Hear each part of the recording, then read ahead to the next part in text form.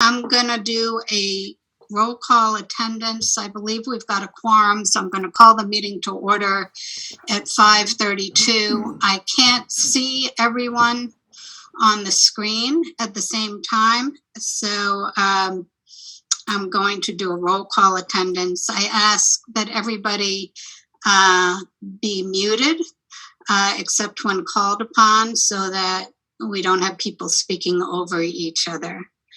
Lucy, Yes. recording? Yes, Mary, can you put the recording on? Thank you, Roger. You're welcome. Recording in progress.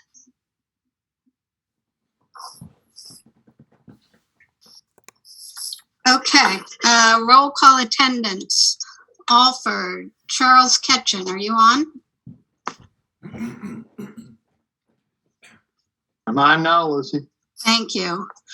And I'm from Alford, I'm on. Lucy Prashker. From Egremont, George, are you on? Yes. Tom Burkle, are you on? Yes. Great. And Danelle Kelly, are you on?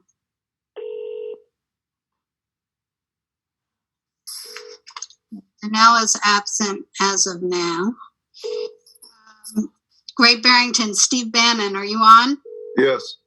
Deb Phillips? Yes. Peter Taylor? Yes.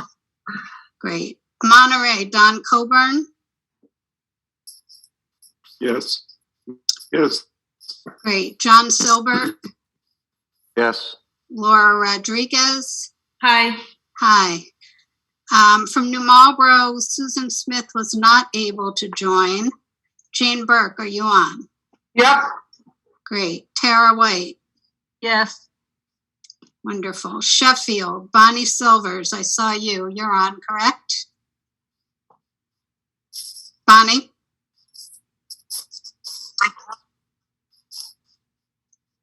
Bonnie, are you on?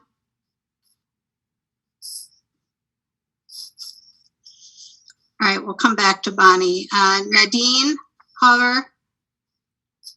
Yes, here. Great. Colin Smith? Present. Great. Stockbridge, Patrick White, are you on? Yes. Great. Sean Stephen? Sean is not on. Nick Fredsel? Not on.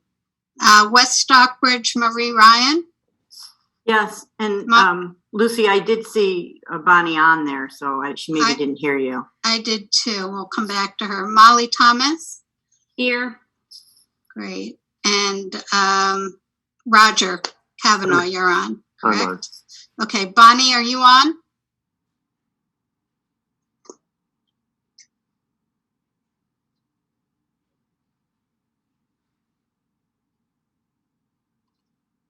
Yeah. There she is. Okay, great. All right. So the members I have absent are Susan Smith, Sean Stephen, Danelle Kelly, and Nick Fredsel. Just want to pause and make sure none of those members are on. Okay. So we have a skinny agenda, but a very full and comprehensive set of presentations.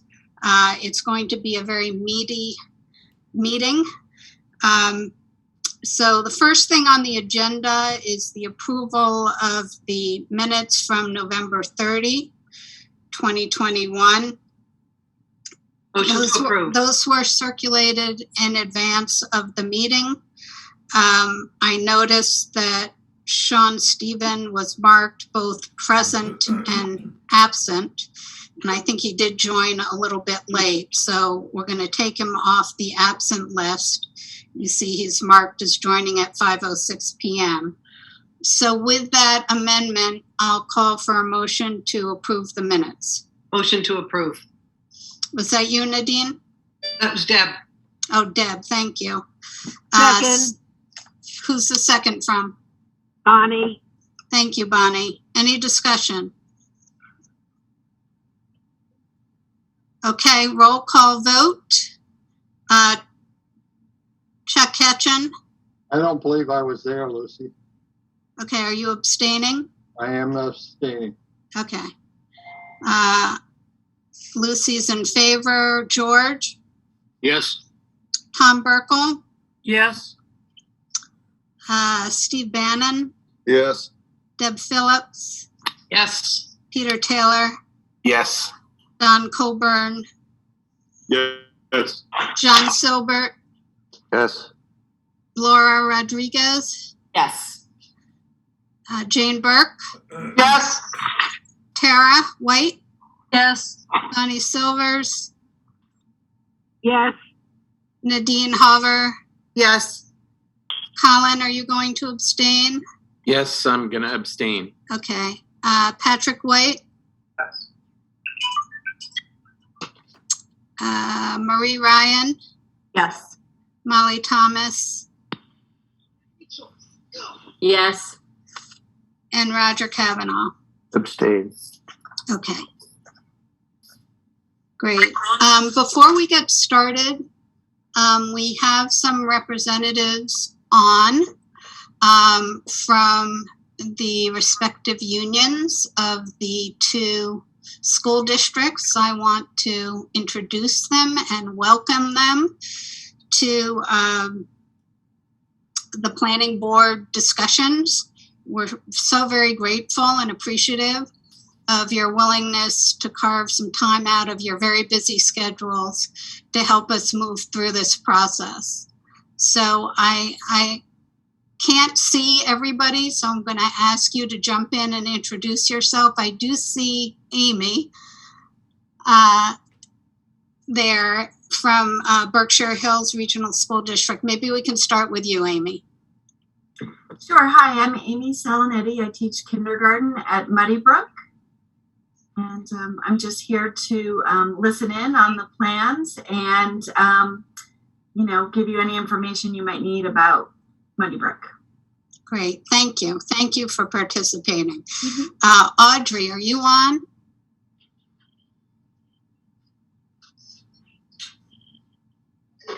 Okay. Audrey Console, is that how you pronounce her name, Peter? Audrey is going to be a representative on the planning board from the paraprofessional, I believe, bargaining unit. And she is Monument Mountain, correct, Peter? Okay. And then Peter Carlotta,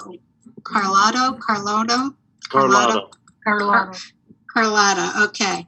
I don't know if Peter's on. Are you, Peter? All right, he is district maintenance at Berkshire Hills, and he is going to be serving as an alternate. On the Southern Berkshire Regional School District side, we've got Christine Martin. Christine, are you on? Yes, I see you. Hi. Yeah, I'm Christine Martin. I am the president of the SBREA, the Education Association. I teach English as a second language, K through 12 in the district. And I'm happy to represent the SBREA on your meeting calendar. Thank you. Thank you for joining us. Is there anyone else from Southern Berkshire Regional School District as a union representative, Beth? Is there anyone else on? Christine, I don't know who else you chose. This being an initial meeting for me, there may be somebody in another meeting. Okay. But right now, it's just me. Great. Well, thank you very much. And thank you to all the members of the public who have joined our meeting tonight. As I said, it's going to be a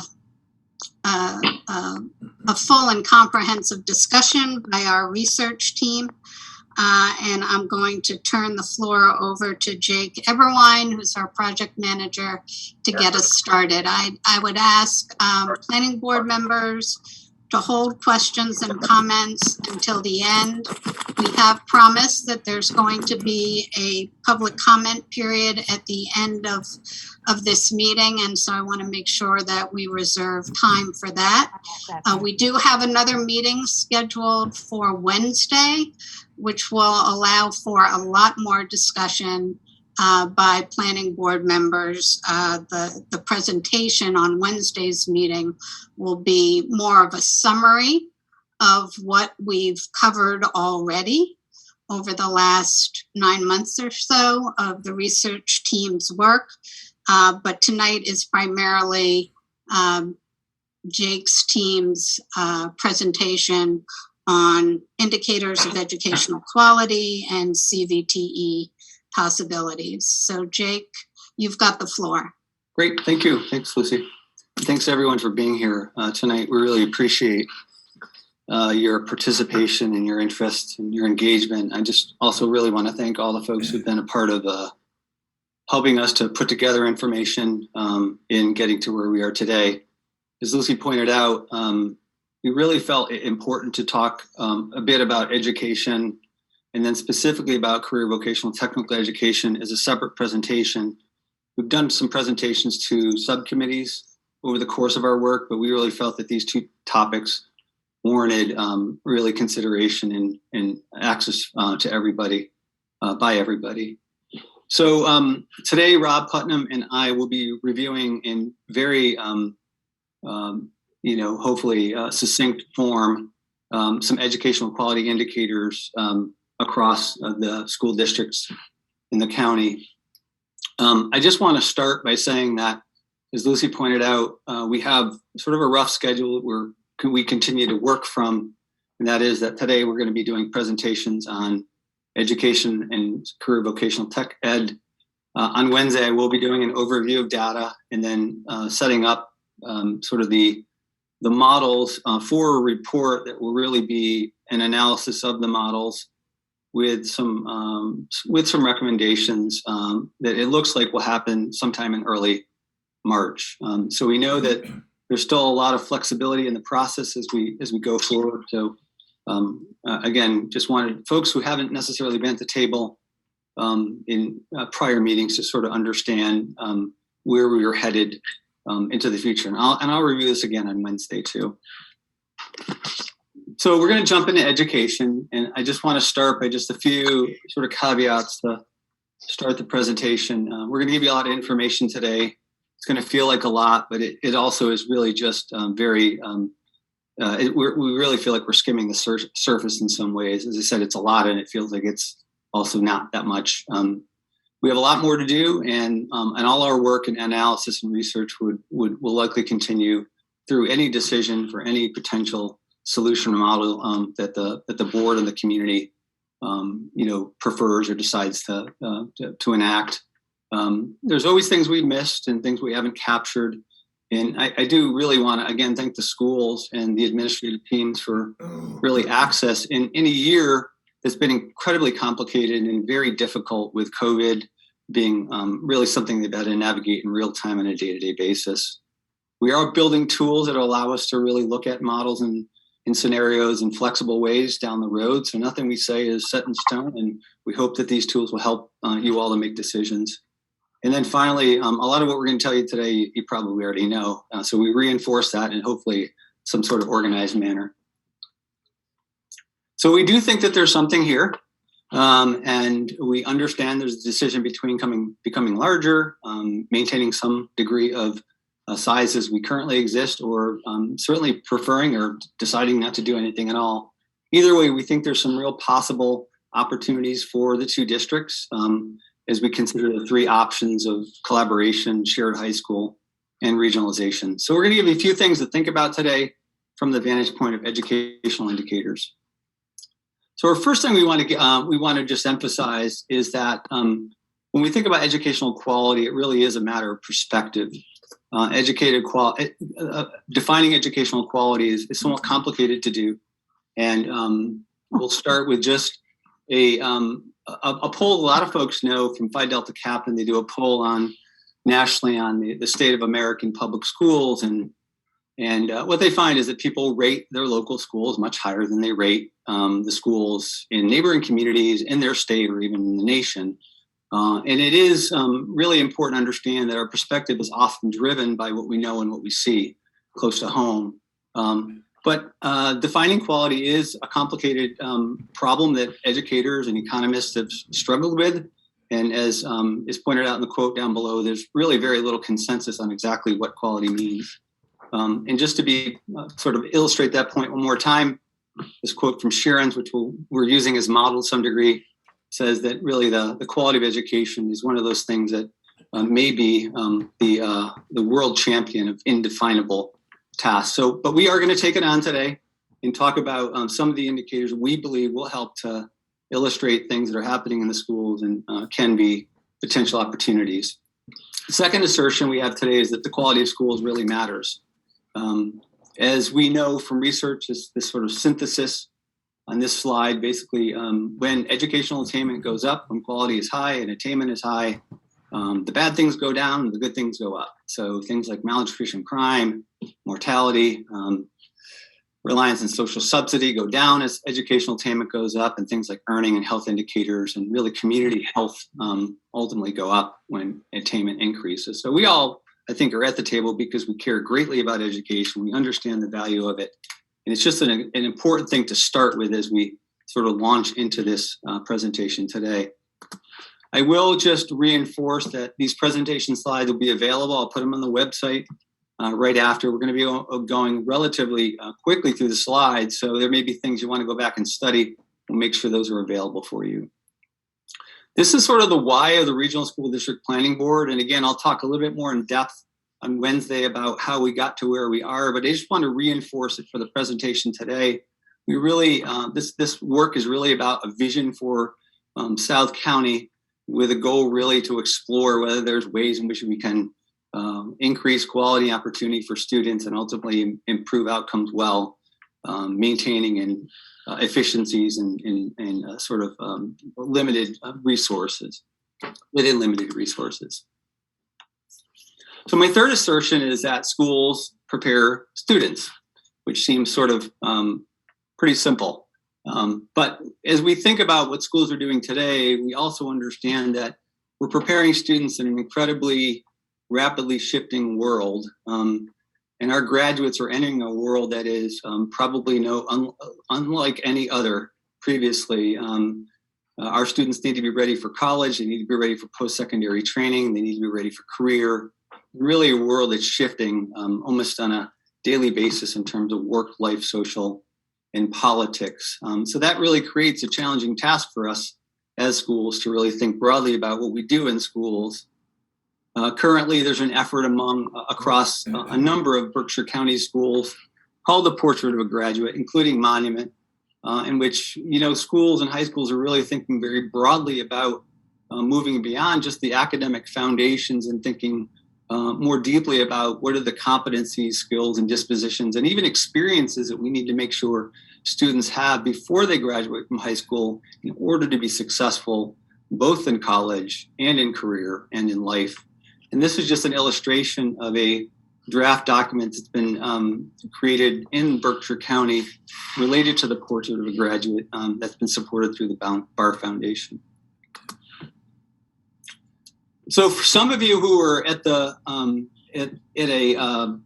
at a presentation by Bill Daggett in 2018, you remember this slide probably. He talked a lot about how the world of future is not going to look a lot much like it looked in the past. And this particular slide, which is incredibly busy, just talks about work in the future and how automation, and artificial intelligence, computers will really change the world of work. And so as a result, we have to think deeply about what we're doing with students in preparing them for the kinds of pathways and in careers that require and demands different kinds of work habits and skills and competencies. So I'm going to pass it off to Rob, and we're going to start jumping into some of the indicators. Thank you, Jake. An assessment of educational quality requires an examination of indicators that capture the quality patterns, progress, indicators that can be examined over time and against benchmarks, such as regional, state, and national indicators, indicators that can be disaggregated by student subgroup. Our work focused on indicators used in educational research and drawn from education reform models used by nationally recognized groups. Next, please. For this project, we identified indicators used by national organizations working with districts to improve educational outcomes. While each model has its own particular emphases, they all include indicators on a shared vision, leadership, research and evidence, resources, teacher professional growth, time and community engagement. The two models that you see highlighted here are because that they were used at some point by the districts involved in the planning board. The Coalition for Essential Schools was in Southern Berkshire, and Spring Point is actually currently being used by Berkshire Hills. Next slide, please. As I said, educational indicators are descriptive data that provide objective information on key aspects of school that are associated with educational quality. Next, please. Our research was based in part on a conceptualization of educational quality described by Jaap Schierens in 2004. This figure displays how inputs, context, and process generate outputs in a simplistic form. Outputs in this model would help to define quality or lack thereof. Our work presents various data sets viewed over time, identifying trends, comparisons to benchmarks and neighbors, and disaggregating. This presentation is a snapshot of what will be presented in detail in the paper. And I hope you have an opportunity, it will be posted soon, as Jake said, to get yourself involved in this more than 200-page document. Next, please. 20 minutes screwing around. Because you just weren't patient. Our work follows the lead of Phi Delta Kappa, the professional magazine of educational research, which proposed a model that extends beyond standard measures of resources in academic learning into areas such as school culture, character, well-being, and the teaching environment. While it is not always possible to collect data on these indicators, we nevertheless cast a wide net. Next, please. So this list that you see here is a small sampling of the input indicators you will find in the paper. We collected data that enable us to identify trends in inputs such as spending, staffing, early childhood opportunities, curriculum, and courses. We also looked at processes and practices that you might remember from that input-output diagram that represent the context in each district. Next, please.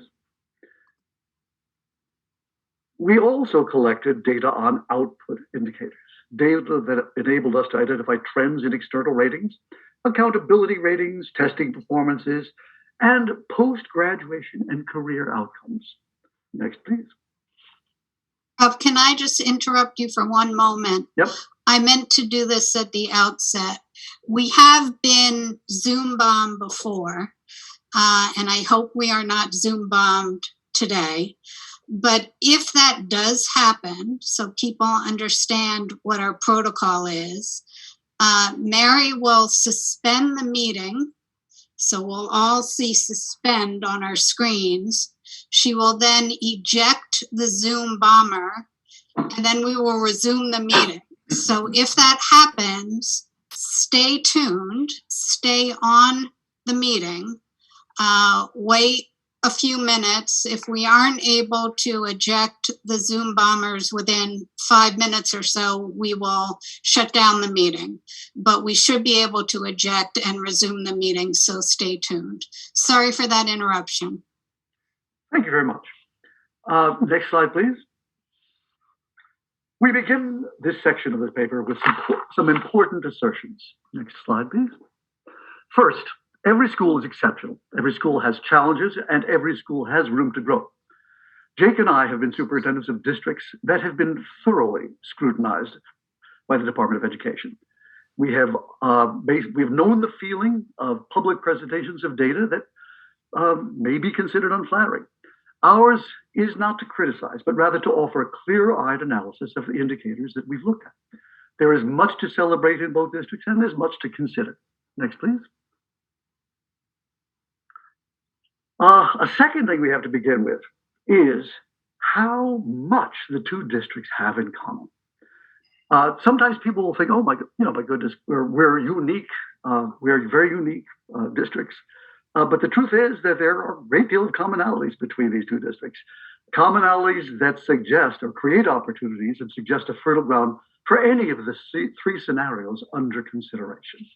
If you'd move, next slide, please. So, for example, the two districts have very similar trends in expenditures and staffing.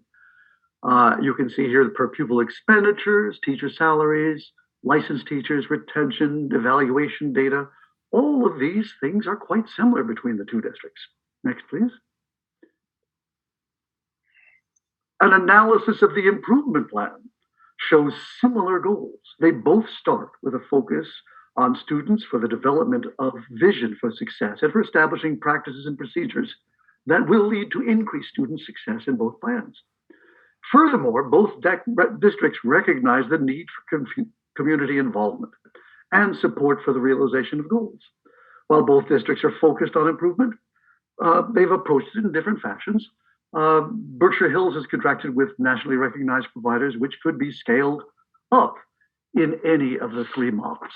Again, the real key here is that there are the similarities create opportunities in any of the models that we're considering. Next, please.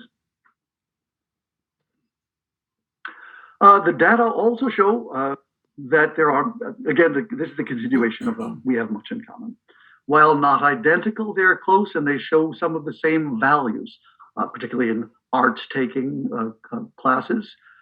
They show similar things in terms of basically all of these indicators, which will be explained in depth in the paper. If you could do the next slide, please.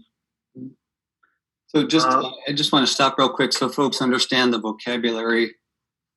Just real quickly, ISS is in-school suspension, OSS is out-of-school suspension. And again, we are using some summary terms right now, but we will spell those out so that you understand what they mean in a descriptive way in the paper.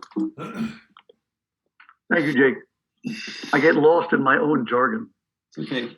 Then more in common, you can see that the graduation requirements are very similar. The graduation rates, the dropout rates, and the grade 9 passing rates. Grade 9 passing rate is how many kids pass grade 9, which is a very strong indicator of future success in high school. Please go on. Also, both have been organizing along lines of pathways. Mount Everett has been looking at pathways, offering the ones that are listed there. Monument has also been looking at career pathways. Now, they've established pathways and organized series of experience leading to post-secondary and career success. Though the pathways are not perfectly aligned, they are both using pathways as an organizing principle for the high schools. Next, please. Not only are there many practices and input indicators that are quite similar, also the external ratings actually are quite similar. Now, for those of you who don't know it, grade schools, US News, and Niche are external rating services. The methodology and results of external ratings, such as these services, can be questioned. It can be debated and dismissed as a beauty contest, but they serve as an important point of reference for prospective families who are looking to move into Berkshire County. They also provide data points that can be compared with other data sources. Now, that's the first image, is we're looking at high school ratings. As you can see, there are great similarities in the way the districts or the high schools are being perceived by these outside rating organizations. The next table that will come up on this slide is actually looking at them in comparison with the other schools, other high schools in Berkshire County. And you can see that Monument and Mount Everett are in this, basically the top 2 quartiles in terms of how they're viewed by these outside rating organizations. The next portion that's going to come are the elementary schools. There are some differences here, but I think that the important part is that we are perceived in similar fashions in ways that would enable collaboration or any of the 3 models to be effectively implemented. The next slide, please. Okay, the next series of slides are going to point to indicators that show areas that have room to grow. Next slide, please. So The Massachusetts Department of Elementary and Secondary Education Accountability System rates districts based on a broad range of criteria that are fully explained in the paper. But both districts, while judged to be progressing, have areas that the department has identified. I've actually presented all the districts in Berkshire County for comparison's sake, but it also shows that there's progress being made toward the goals, but there are things to be that could be improved by careful consideration. We have the next slide is the DESI accountability system assigns percentile rankings to schools, which puts each school in a percentile ranking with similarly configured schools. So to provide context, Berkshire County rankings in 2019 ran from a second percentile to the 92nd percentile. And as you can see, the accountability percentile for most of the 8 two districts are presented here in the final column. The median across the county was a median of 33. So the DESI accountability system provides data with the intention that schools will use those data to improve. Now we have to keep these data in perspective. This is a snapshot of just 2019. It's important also to look at variations within the district. The paper will give far more information about the Berkshire County context and go into depth about it. But these are areas in which we're sure that there's room, there's improvement that could be made. Next slide, please. Now, this slide, basically the accountability system is based on many data points, of which MCAS is one. The department's target is for all students to score at or above proficient. The paper presents a great deal of MCAS data that goes by grade level, but the small size of grade level cohorts across most schools in Berkshire County reduces the confidence level when looking at MCAS performances across districts at a single grade level. Combining all of the MCAS performances in grades 3 through 8 provides a larger and therefore more reliable sample. So as you can see here, what we've got in the grade 8, this is saying that 51% of students in grades 3 through 8 in Berkshire Hills meet or exceed proficiency. 46 in Southern Berkshire, that's in ELA. And as we can see, that was 2019 and 2021, those data are also provided. Now for context, the Berkshire County range in these percentages range from 33, actually in English language arts, range from 22 to a high of 68 with a median of 49. The math range is ranges from 11% of students to 68% of students with a median of 39. Both districts will have to work to ensure that more students achieve proficient scores in grades 3 through 8 ELA and math. The relationship of lower math and higher ELA pattern is found throughout the Commonwealth. The 10th grade MCAS, which is also outlined here, is a condition for graduation according to Massachusetts law, which might explain the differences in percentages when compared to the 3 through 8 percentages. Next slide, please. So another part of DESI accountability system is closing the achievement gap, which refers to the disparity in academic performances and attainments between different groups of students, such as white students, minority students, students with disabilities, and students from higher and lower income households. Next, please. Let's take a snapshot of 2019. The first table shows the percentage of all students who scored proficient or above on the 2019 third grade ELA reading MCAS. The second table shows the percentage of economically disadvantaged students who scored proficient or above on the 2019 third grade ELA MCAS. Now the graph shows all districts and they're put on this graph and represented by a dot plotted by the percentage of students meeting or exceeding grade 3 reading proficiency standards as compared to the percentage of economically disadvantaged and high need students. Now this goes in, this will be explained more carefully in the paper, but it could be viewed, and the way it should be viewed is the districts near the line performed as expected, districts over the line performed better than expected, and districts under the line performed less well than we would expect. The paper goes into detail about performance gaps. It also examines the effect of economic on standardized test performance. The figure shows that Berkshire County districts have varying success in achieving results with students from economically disadvantaged households. Although they're not identified, both Berkshire Hills and Southern Berkshire are below the line. If we could go on to the next slide. Student growth percentiles. That's what we have here. They are they range from 1 to 99 and are calculated by comparing one student's history of MCAS scores to the scores of all other students in the state with similar history of MCAS scores. We refer to this group as academic peers. In simple terms, students earning high growth percentiles, and that is basically above 50, answers more questions correctly on a test than they had on their previous year. So this slide shows that the districts are quite similar and are performing in that moderate spot in regard, mostly performing in the moderate spot in regard to student growth percentile. Of course, there are some that are like, I think as you can see, Southern Berkshire, English grade 10, sticking to, more in the higher percent growth level. And the others are basically, as you can see for yourself, they're similar. Moving on. Back to you, Jake. I'm going to talk a little bit about resources pretty quickly.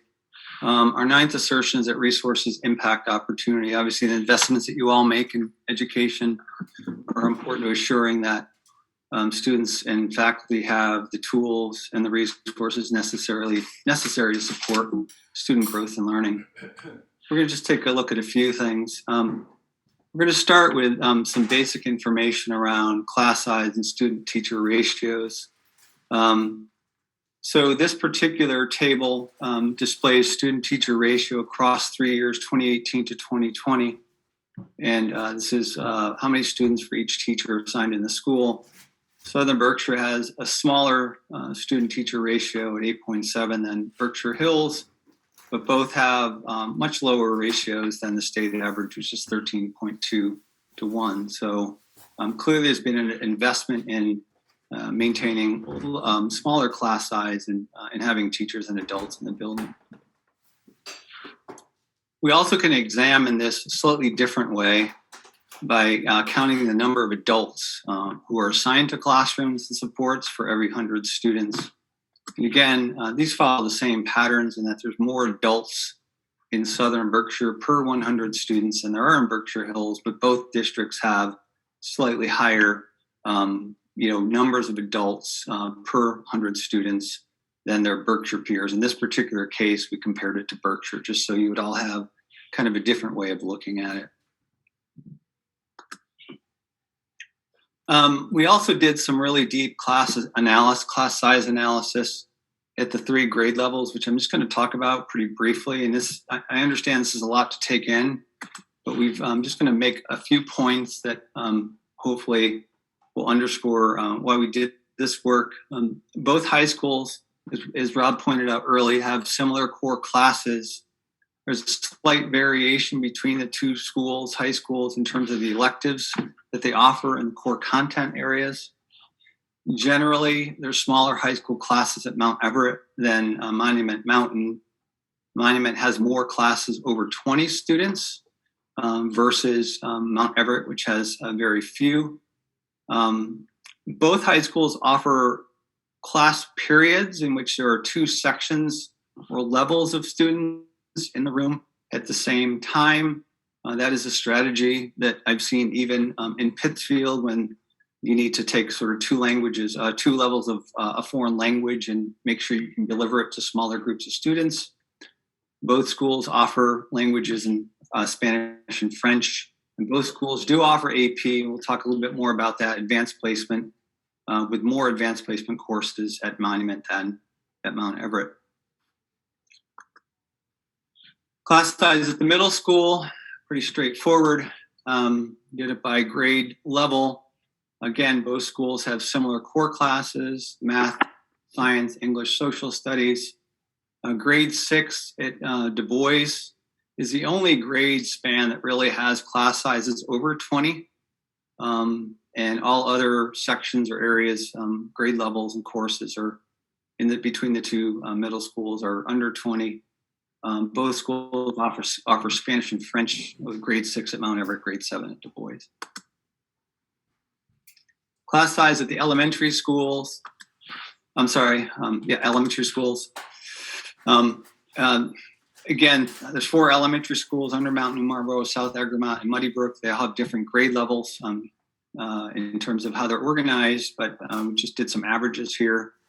And across the schools, the overall aggregate class size for all 4 elementary schools is 14.5, with there being slightly smaller class sizes at Muddy Brook than there are in the Southern Berkshire elementary schools, with the exception of South Egremont, which is really just a 1-grade school. So why are we looking so closely at class size? Because class size is really does present an opportunity for balancing. It also creates an opportunity to look at courses and experiences that students have, and potentially thinking about ways in which we expand those experiences to students who might not have access because they're offered in one school but not in the other. We did put a link. There's a lot of links embedded in the presentation. The Department of Education did do a research brief on class size, which will also be referenced in the paper. But this is a live link. When we post this presentation, you'll be able to sort of look at class size. Class sizes generally across the district are very competitive. So next assertion is that just really impressed, and I want to say this very genuinely, that both school districts, Berkshire Hills and Southern Berkshire, are working incredibly hard to offer an amazingly broad range of programs. I have to be honest with you, I was really somewhat surprised at how much you're all doing, despite the fact that you have limitations of both enrollment and resources. But I can't really commend the staff enough for how hard they're working to ensure that students have the services, supports, and really a set of experiences that you would think wouldn't necessarily be available in smaller schools. This gives you just a quick snapshot of that. This is the high school. This is a list of electives. It's the top graph, the 2 high schools. Monument is on the left, and Mount Everett is on the right. I'm sorry, I have to preface this. This is not all the electives. The top is the electives in art, and the bottom are the electives in what we'd say are career courses, which include both Chapter 70 vocational courses and non-Chapter 74, which we'll get into a little bit later. But there's really 110 electives offered between the 2 schools. It's pretty impressive. At the middle school, again, a good set of reasonable arts electives. Orchestra at Du Bois both have sort of an engineering makerspace course, although it doesn't appear that there's a lot of pre-vocational, pre-career courses offered at the middle schools. And there may certainly be evidence of that we didn't just get access to, but this is what we have in terms of electives at the middle grades. The out-of-school time offerings are really quite impressive given the size of the schools. Both high schools and middle schools offer a range of athletics and clubs and arts. There's summer programming that includes credit recovery and transition programs. There's a limited amount of late buses, but there certainly are some late buses offered. But again, this is really a place that seems to me ripe to build from and certainly work together on. Out of school time is incredibly important, as I point out in the upper right-hand component, because it really serves as a great resource to support students in a majority of their time.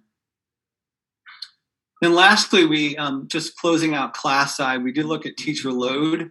Teacher load, in effect, is how many students a teacher carries. And again, there's a lot of variation in this based on how a school is organized, what the role of the teacher is. So we looked at sort of just some of the core common classes, and there's a lot of variation, as I said. But at Monument, there are some teachers who carry more than 100 students, and at Mount Everett, there's really only one teacher who carries more than 100 students. Again, based on the analysis that we did, it's not unusual for high school teachers to carry 125 kids, which is, they would be teaching 5 periods, 25 students a class period, which is 125. So these are pretty competitive loads. I do think teacher load is a really important variable because teacher load ultimately really impacts how much time a teacher can invest in preparation and providing feedback to the student. And so it is an important number. And I think the fact that loads are small or smaller is a good thing. We looked at overall staffing, sort of snapshots across 3 time periods, looking at admin positions, mid-management position, teachers, support specialists to sort of see trends and patterns. And this is stuff that we'll also be analyzing both here and on the fiscal analysis. And I did put a link down here. We wrote a short little brief on special education in the 2 districts with the help of the 2 directors. Very thankful to the 2 of them for helping us to put that together. And that is actually already on the website if you want to check that out. Rob, back to you. Thank you, Jake. The following slides will report on preparation for college and career outcomes. Next, please. There we go. Yep. The goal of education, but my Department of Education website here in Massachusetts is to prepare our graduates for success in college and career. We're going to start with a look at the last years of high school and the activities that are implemented to prepare students for success in college, and then start taking a look at what happens after high school. Next slide, please. Well, the SAT is administered by the College Board, and colleges have traditionally used it as a gatekeeper for admission to college, although this is being reconsidered at the moment. What we can say is that it can serve as a proxy for evidence that students have been prepared for college work. SATs can be compared across time, against state averages, and against national averages. They can also be measured in relationship to college benchmark, which is 480 in reading and writing, right? 480 in reading and writing, and 530 in math. So as you look at this, we can see that the snapshot demonstrates, although this table presents information from 2019 to 2021, the snapshots demonstrates that both Monument and Mount Everett students taking SAT outperformed the college benchmark threshold and had historically done well against the state average. Monument is testing more students as a percentage of enrollment than Mount Everett. But as I said, they're both exceeding. Next slide, please. The College Board also administers AP courses, which are considered rigorous pre-college academic experiences. The College Board encourages participation, test taking, and scoring 3 or higher. This table shows the 2016 through 2020 enrollment as a percentage of the student body, then the percentage of participating students who took the test, and the percentage of students who scored 3 or higher. AP is an important component for improving college success. And this table provides insights into the patterns of AP in the 2 schools. A potential source for the difference may be attributed to course access, which is shown on the next slide. This slide represents access to AP courses in Berkshire County in 2019. Every school is represented, and Monument and Mount Everett highlighted. As you can see, Monument Mountain was offered 9 courses. Mount Everett offered 3. Within the county, Pittsfield, Mount Greylock, Wacona, and Drury all offered 10 or more courses. This, as we've been pointing out, would be a potential base from which to work to offer more opportunities to all the students of South County. Next slide, please. Dual enrollment is another important aspect for preparing students for success in college. Dual enrollment are college courses that students can take while they're still in high school. Monument Mountain kids can take Berkshire Community College courses right at the school. That means at Monument.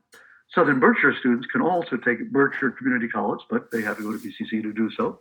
But they also have an early college agreement with Simon Hawk that allows students to take up to 2 courses per semester at Simon's Rock. So the dual enrollment possibilities are certainly evident in both of the high schools. Next slide, please. So the Department of Education collects and posts data on post-graduation plans of high school seniors. We've reduced them to 3 containers in this particular presentation. You can see the percentage of students who are interested were basically who said that they wanted to go to a 2 or 4 year college, those groups that wanted to go to work, and those groups that wanted to do other. And in this particular case, the other, it includes the military and some other things. These data record aspirations, which are not always realized.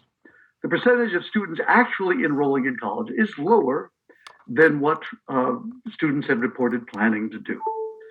We're going to show the actual data on this next slide.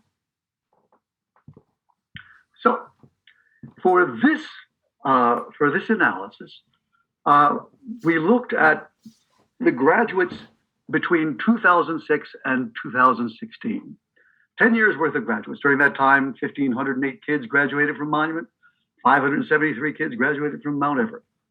So when we looked at these groups, we wanted to see who is enrolling in college.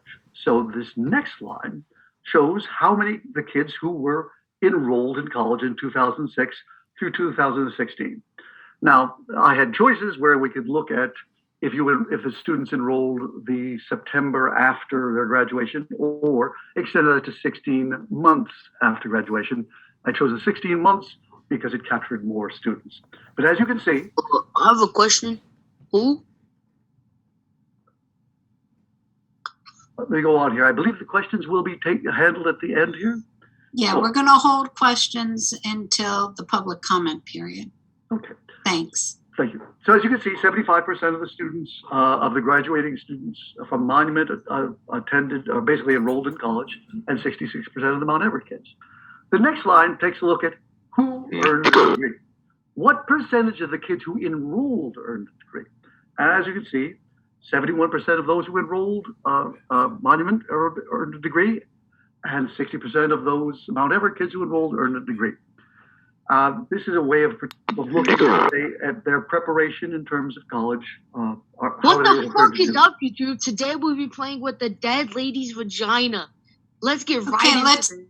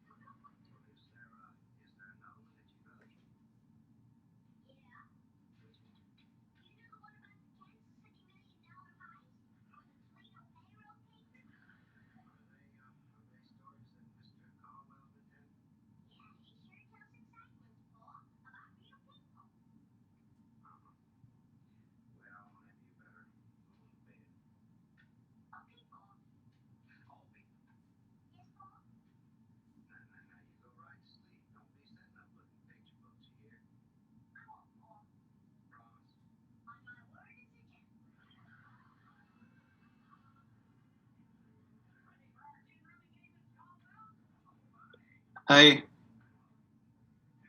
How are we doing? I'm back. Hi, Rob.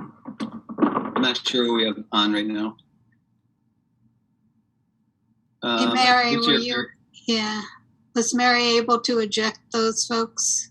I think she's working on it. Mary? Yeah. Yes, we were. Okay, Okay. great. Thank you. Thank you, everyone.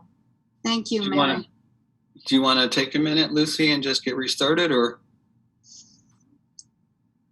I think I'm all set. Right. Okay, we'll keep moving then. All right. Keep moving. All right. So Rob, is the screen still up? Let me do a share. Yep, sure. Yep. I'd just like to apologize to everyone for that unfortunate intrusion. Stay at it. Let's not be derailed. Yes. Indeed. Success is the best approach. Carrying on. Well then, should I take it up from here? Yes, please, Rob. So just to recap, as we are looking at here, what we're breaking down is the kids of all the graduates between 2006 and 2016. How many went, basically, how many enrolled in college? How many of those who enrolled earned a degree? Now this next line is basically a compilation of all the students who earned a degree from the starting cohort, graduating cohort. So as you can see here, 802 kids, or 53% of the initial 1,508, obtained a degree, and 227, or 40% of the initial 573 who graduated during those years earned a degree.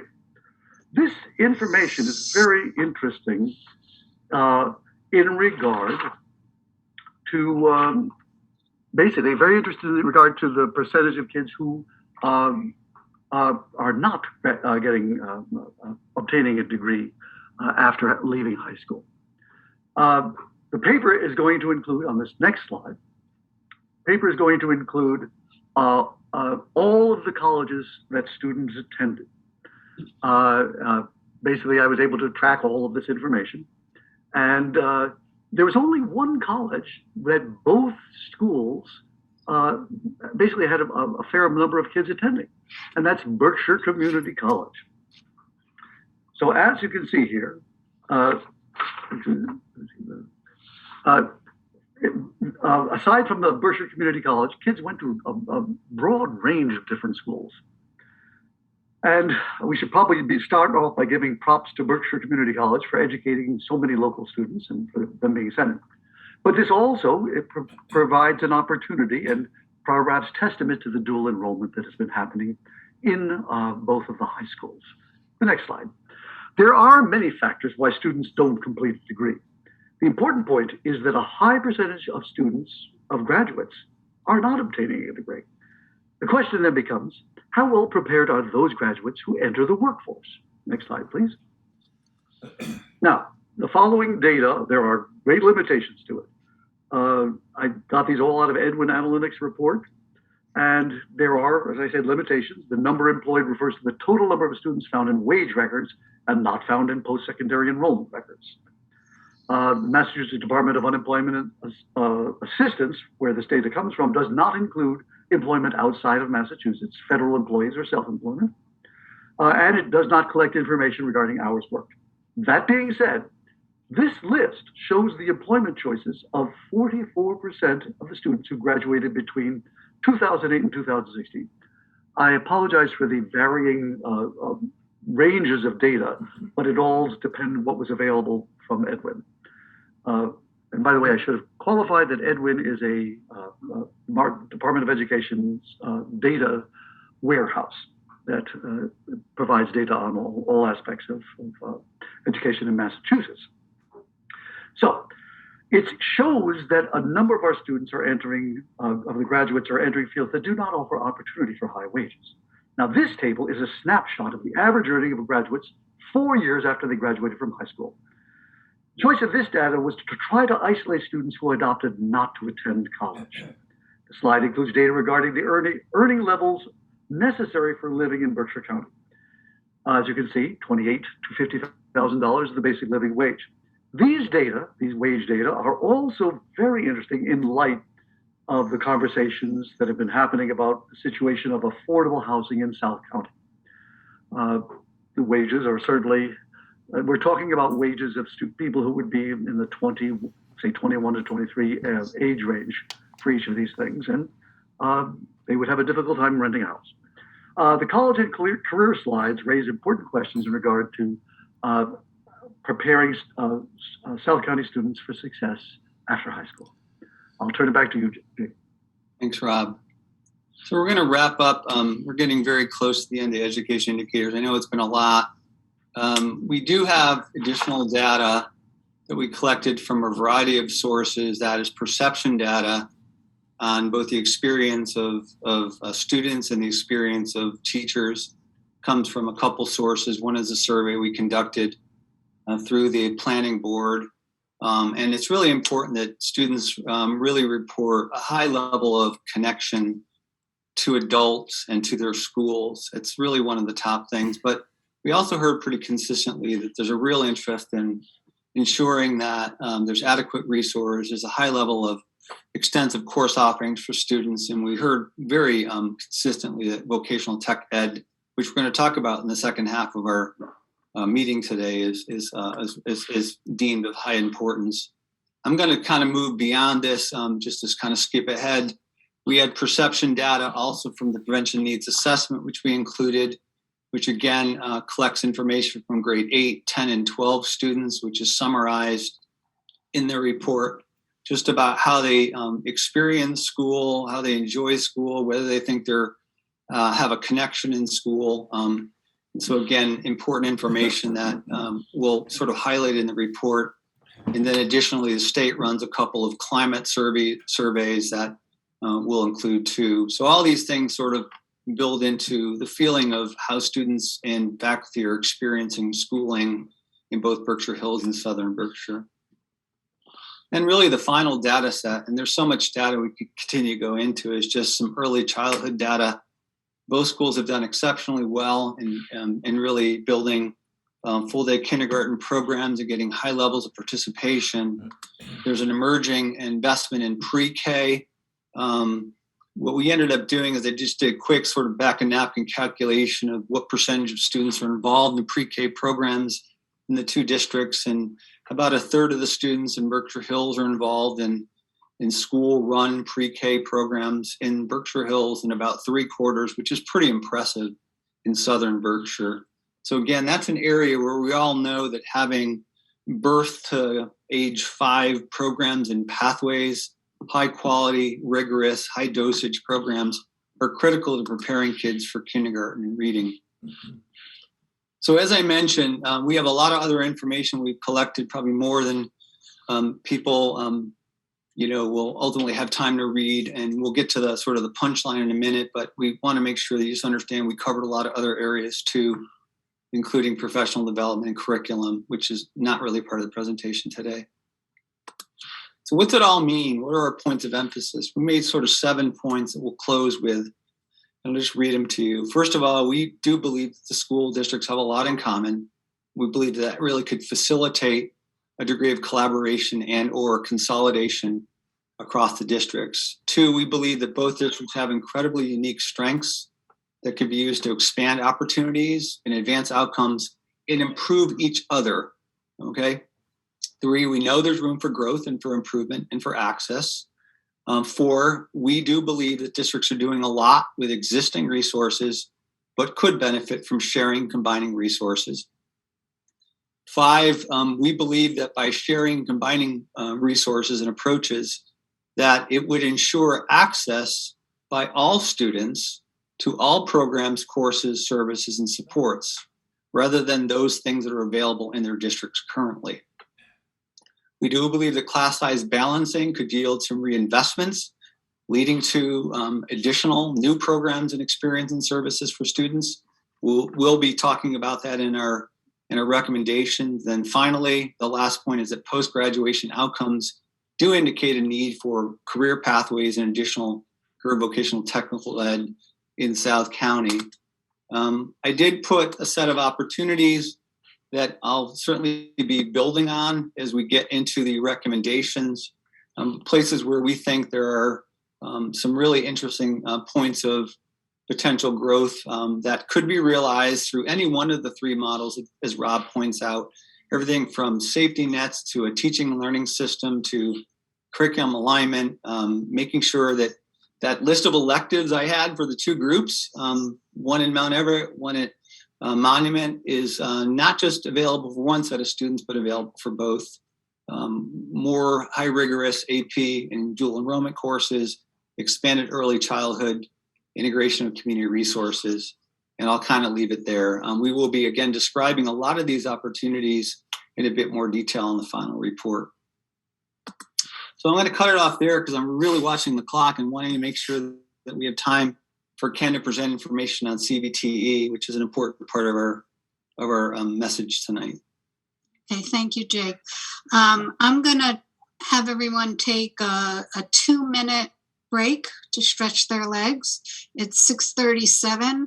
We will resume at 6:39. Stay connected to the Zoom. We're going to give Jake and team a moment to take a break and everyone else to stretch their legs. Thanks a lot. Stand by. So Mary, if you could give Ken access as a co-host so he can bring up his presentation. Ken, you ready to go? You should have it now. Yeah, great. I am ready. Beautiful. Okay. So you can bring up your presentation now, Ken, whenever you're ready, and then everyone just takes a deep breath. We're a bio break. When we get back, we can get right to it.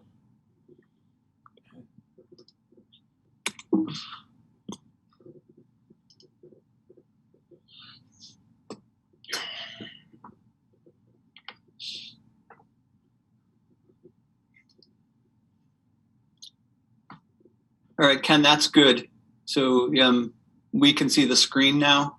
I'm assuming you can see your notes. Yes, I can. Thank you. All right, great. I'm going to go on mute then. And when Lucy calls for action, you are good to go. All right. Sounds good, my friend.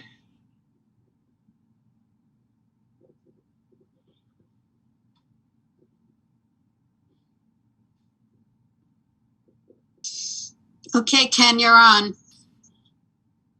Okay, well, let me just, all right, ready to go. Glad to see everybody tonight. It's, I think, terrific turnout. I appreciate all of you being here. I know this has been long, and this part of the presentation is probably going to go about another 45 minutes, so be patient. I think we've got some information that'll be interesting to you. I want to say briefly that putting this together was very much a team effort. Frank Cody, in particular, a member of our team, contributed an awful lot to this. I'll be doing almost all of the slides, but he really contributed a great deal. Also, that I'm going to be handling some transitions to YouTube videos. So if I have any technical problem with them, please just stay with me. I'll figure it out on the fly. So we're going to launch right in and start talking about CVTE, Career, Vocational, and Technical Education for Berkshire County students. As you can see from the data that Rob and Jake presented, we did a lot of research, a lot of information. The thing that really jumped out to me at a certain point was access to CVTE for Southern Berkshire County students. And that's what I'm going to talk about tonight. That's my own, most of my teaching and administrative background. And I sort of, as you'll see, think a great deal of the benefits of CVTE for students.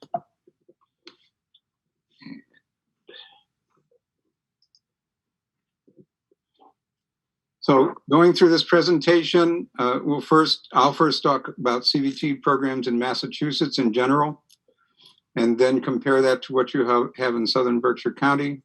I'm going to share what we're calling a vision with you, and we've named it South County Tech. I don't mean to name a school that you haven't designed or built yet, but it's just a kind of verbal shorthand for talking about it. We'll go through sort of the principles that we followed in thinking about this and then going through a number of different aspects of that: organizational models, governance, financing, and so on, and concluding with our recommendations to all of you. But we'll start with that the vast majority of students throughout the Commonwealth have access to a broad range of high quality CVTE programs. This is an old map that several years ago that Department of Education put out. The areas that are colored, those are the regional vocational technical schools. Up in northern Berkshire County, you have McCann. Northern Franklin County, that's Franklin County Technical School. But all of the areas that have a dot in them, those are municipal systems that have municipal CVTE schools. And you can see that the state is pretty well covered. If you look at Berkshire County, particularly southern Berkshire County, you'll see that that's not as well covered, and we'll go into some detail on that. I want to emphasize that when we're talking about Chapter 74 programs, they're distinct from school to work programs, innovation pathways programs, shop classes, although all of those things are good. And we know that both Mount Everett and Monument Mountain and the middle schools are doing significant things for students through those programs. But what we're talking about here is schools that combine a broad range of these programs so that students have choices. They're carefully regulated by the state. Exploratory is normally in 9th grade and students rotate through that. The time on learning for students is between 1,000 and 1,700 hours over 4 years. The instructors are Chapter 74 licensed. I'm one, Frank Cody is one in our background. Co-op is often an integrated experience. The learning accomplishments are competency-based, certificate-based, aligned with industry standards, and careful articulation institution to institution to post-secondary technical training and colleges with a technical component. Because you don't have a standalone voc tech school in southern Berkshire County, we're going to take a tour of a couple of schools in the area, look at a new facility in the eastern part of the state. And I know some of you may have been in schools like these and be very familiar with them, so I ask for your patience through that. I think there are some members of the group watching tonight who just haven't seen schools like this because you don't have one in your area. And we're going to start with the most recent completed building project of a CVTE school in Massachusetts, which is Minuteman Tech in Lexington. And this is my first technical, whoop, hold on a second. I was afraid of this.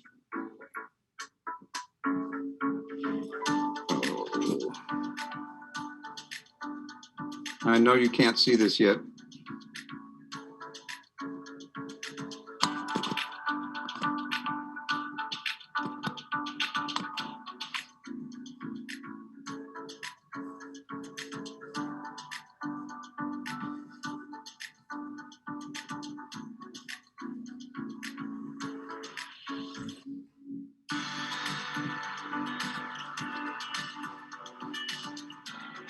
So I know you can see that now. I'm just going to back it up a bit.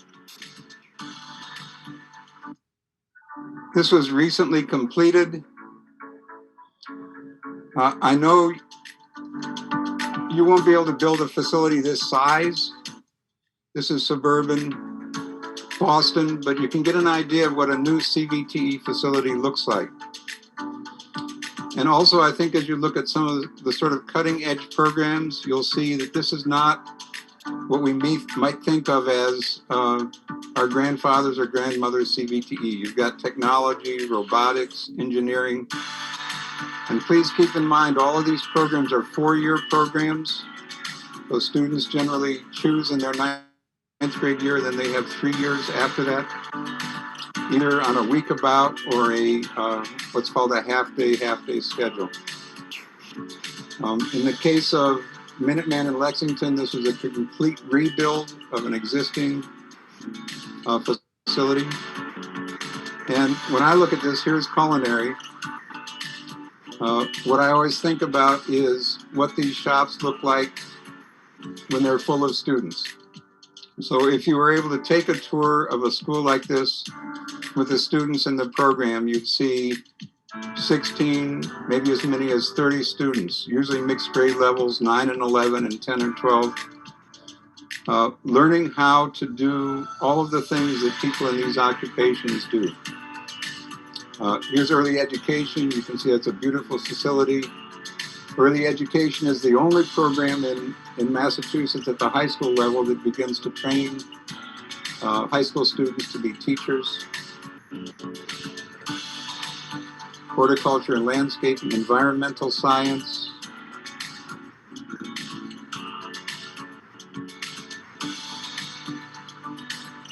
biotechnology. It's really quite amazing, sort of the cutting edge programs that have been developed in the last 10 or 15 years.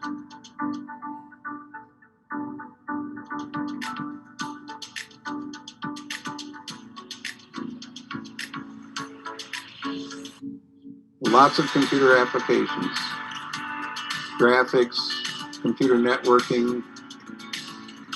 As you'll see, many of these programs have a very strong computer-based component, whether or not that's the... So I taught carpentry. I would have died to teach in this lab. Up-to-date equipment, room to practice framing as well as cabinetry and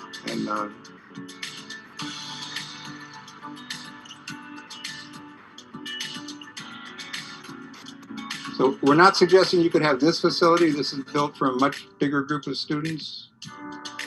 But we want to give you this idea of what a school that's dedicated to CVTE for students looks like. And when I take tours, I've been in almost all of these schools in Western Mass. It's just amazing going from program to program to see all these technical areas that students are being trained in.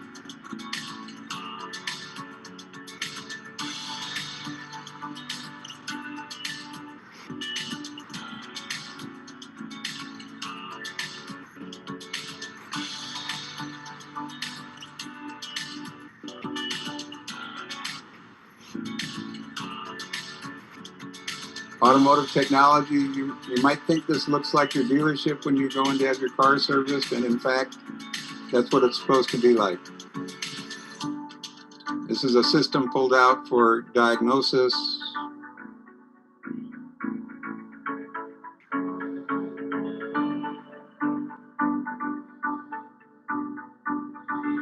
And animal science comes to Minuteman.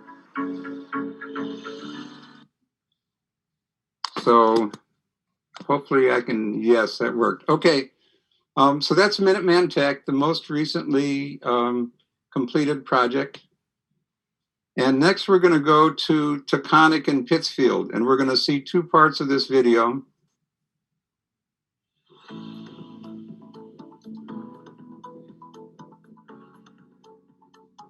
And this is Marcy Simons. Students and families, it's our pleasure to introduce you to the Career and Technical Program at Taconic High School. You may not be familiar with the term CTE, but you may have heard the term vocational or shop class. CTE is a program that offers technical training in a particular occupation while you're in high school. CTE students complete the same requirements to graduate from high school as all students, but they also receive skills and training in a specific occupation. We'd like to take a few minutes to give you an overview of the exciting programs offered here at Taconic, talk about some of the benefits of choosing a CTE program, dispel a few myths you may have heard about CTE, and lastly, talk about how and when you can apply for CTE. And we're going to send you this PowerPoint afterwards, and all of the links in the PowerPoint are live. I really encourage you to see all these videos at full length.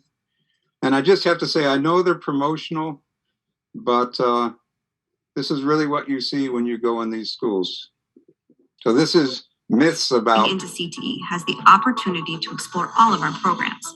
Whichever program you choose, you'll have the opportunity to leave high school with the latest technical training, as well as the opportunity to obtain multiple industry-recognized certifications and credentials. Our CTE numbers are growing quickly. CTE now makes up about half of Taconic, and our numbers are growing all the time. Let's take a few minutes to look at some myths you may have heard about CTE. You may have heard that CTE is for students who are only equipped with their hands. CTE training requires both your brain and your hands to work together and solve problems and apply skills in real life situations.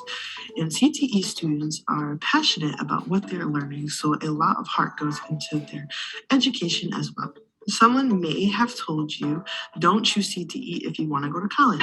Many of our students continue their education after finishing CTE. Whether it's a 2-year or a 4-year college, training, certification programs, and union apprenticeships, CTE students leave our program ready to be lifelong learners. You may think CTE programs aren't as rigorous as other high school programs. Taconic CTE students take all the same academic classes as non-CTE students, including the opportunity to take advanced level AP courses. In addition to that, students are also receiving industry-specific skills in an occupation. Does that sound less rigorous to you? Lastly, someone may have told you CTE programs are just for girls or just for boys. Taconic CTE's main goal is for every student to find a career path they're excited to learn, no matter what people typically look like in that profession.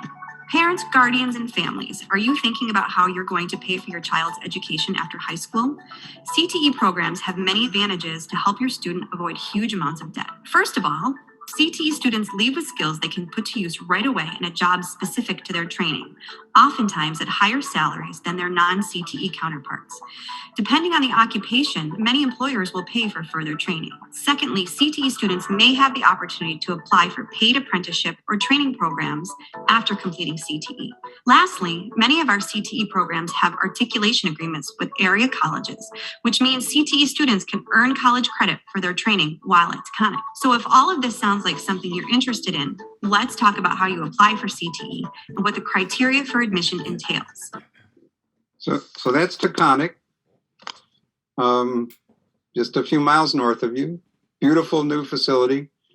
And both on our team, Jake Eberwine and Frank Cody had significant roles in putting that together. I'm including a slide on Westfield Tech. Again, I'll encourage you to go and look at that, but in the interest of time, we're not going to watch this particular video. But we are going to watch a section of a video from Smith and Northampton. It'll take me just a moment to find it. This is an advanced manufacturing teacher who was a student and came back to teach, and I think speaks very compellingly about, let's see. Oops. One second, sorry.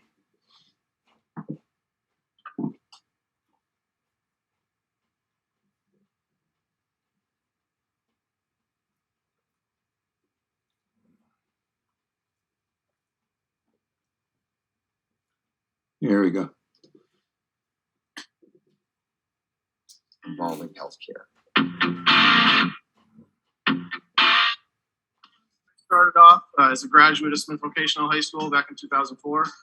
Spent a number of years out in the field working in manufacturing, and now came back to the school to kind of give back to the community, give some more students the chance that I had when I came here. So the manufacturing program here at Smith Voc really offers a wide variety of information for students. They can work on projects with computers doing 3D solid modeling, as well as CAM software, which offers the chance to turn the 3D model into an actual part, creating a code to put into one of the machines where they can make parts. They also do a lot of manual milling, some machine grinding.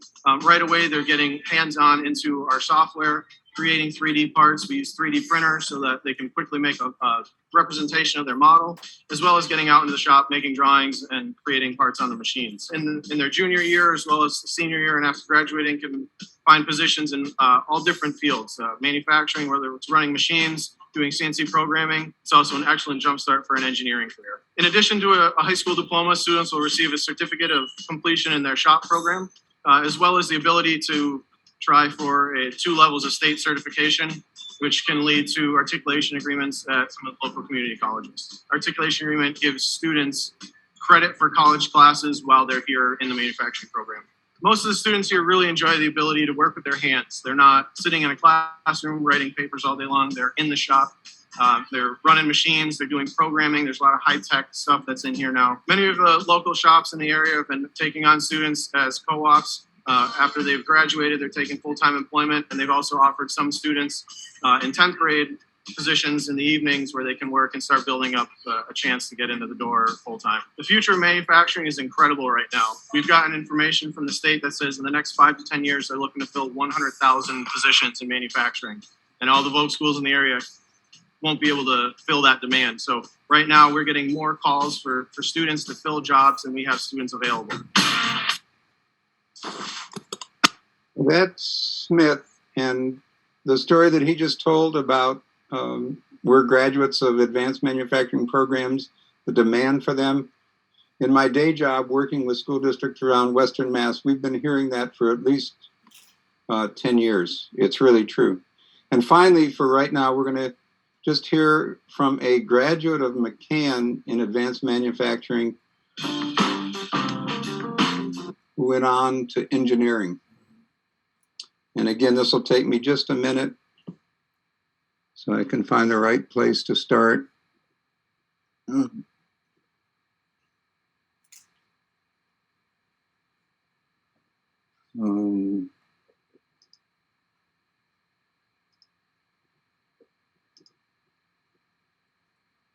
That's what's required in machining, they would definitely get the position over another person.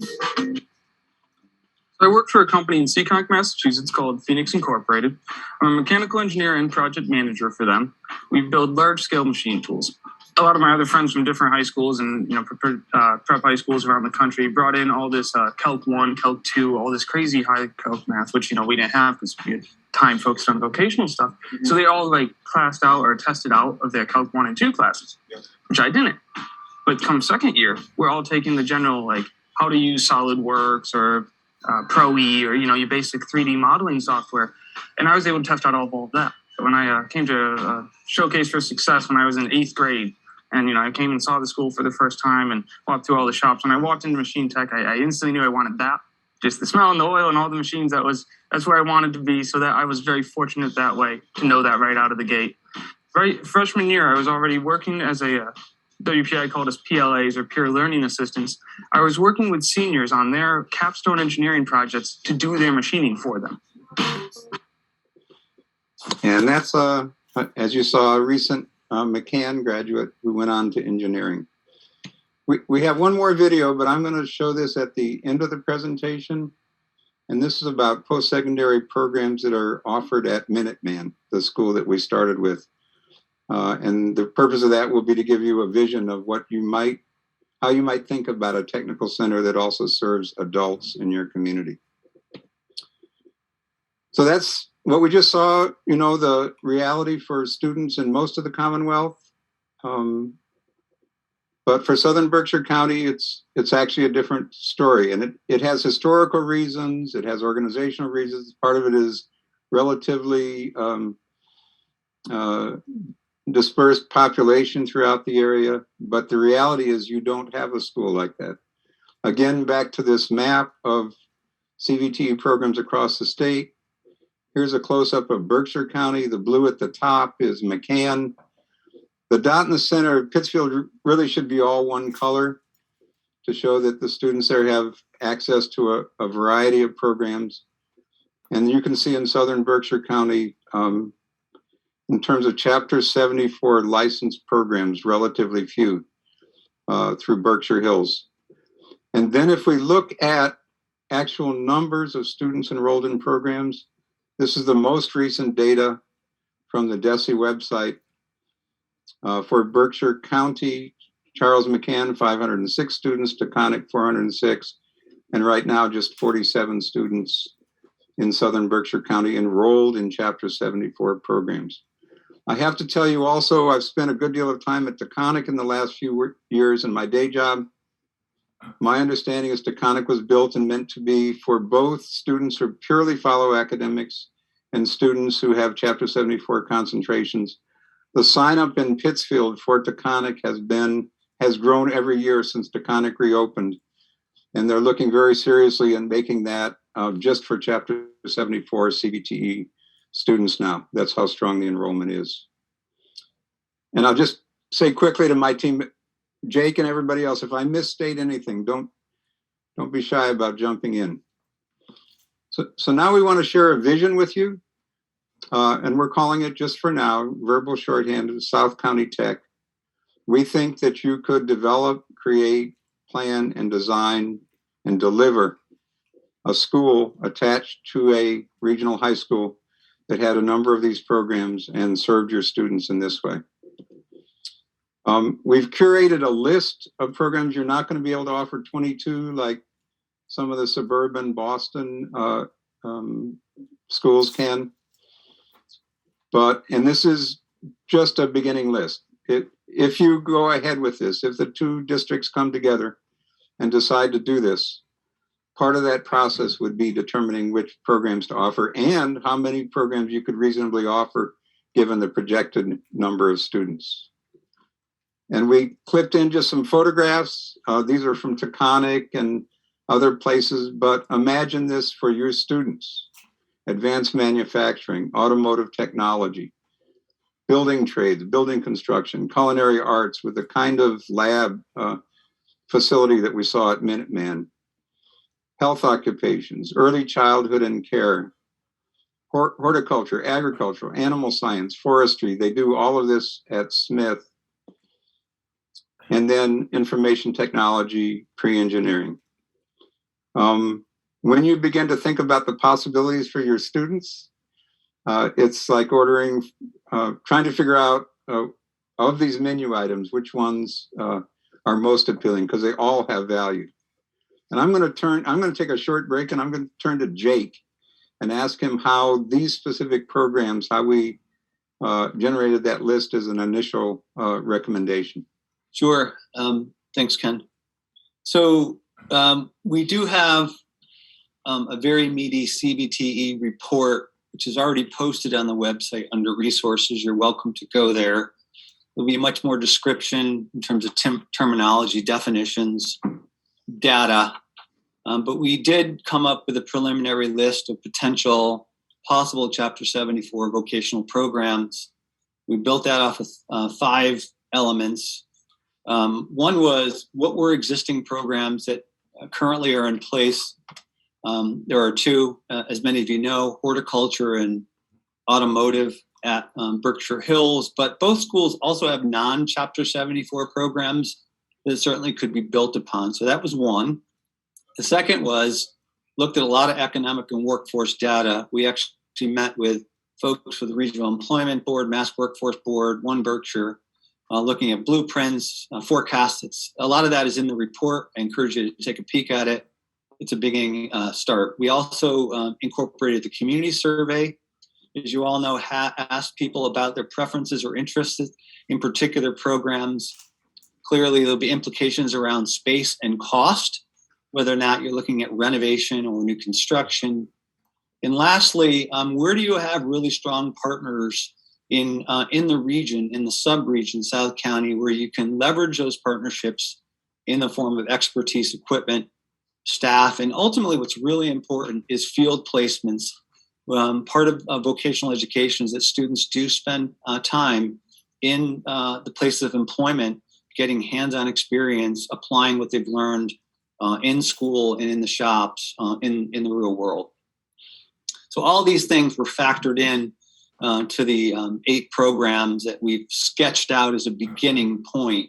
But just to clarify what Ken said, if and when a decision is made to move forward to vocational, it really will require a lot of conversation, really, we think, at the advisory board level on sort of which ones make the most sense. Thank you, Jake. So this is, again, this whole presentation is through a CVTE lens, and we understand there are many other factors to think about. But I can say this with a strong heart. We think that your 8 towns working together should seriously consider designing and building a new CVTE center attached to a regional high school.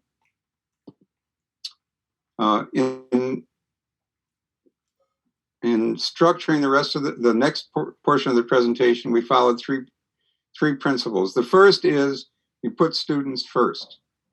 So if you want to provide these kinds of opportunities to students, that's the first thing. And governance and fiscal structures come second. So we think you shouldn't start with saying the district should be this size or this many towns, but start by what do students need? What is it they're not getting now? How could we provide that? And then certain governance and fiscal structures are going to make it easier for you to provide that access to students. And lastly, we'll touch on this at the end. If you're going to make this kind of investment in planning and building and providing, CVTE centers can serve adults, industry, and local business as well. Natural question to ask is, could you make it happen? I believe, having looked at this, it's one of the things that the two districts can do together that it would be difficult for them to do separately. And one of the big reasons is just not sufficient numbers of students. If you embark on this, all of my experience in CVTE in the last 25 years is the state legislature will be very supportive of it. The business community will be supportive of it. And you currently have 4 towns that are tuitioning in students at the high school level. You might think about how to involve them. And you have 2 towns that are within driving distance who may want to send students to the technical center as well without necessarily being members of the district. So could you make it happen? I think you could. We're going to go through some specific aspects of this design process: organizational model, governance, finances, programming, access, enrollment, and alignment. We think that you need to choose an organization model that will work, design a governance system that includes as many towns as possible, design a financing system so that everyone pays a fair share and then it's affordable for your towns, provide quality programming. The next is very important: align the high school and technical center schedules, staffing, and more in order to eliminate barriers for students. Ensure that students from all the towns have equal access.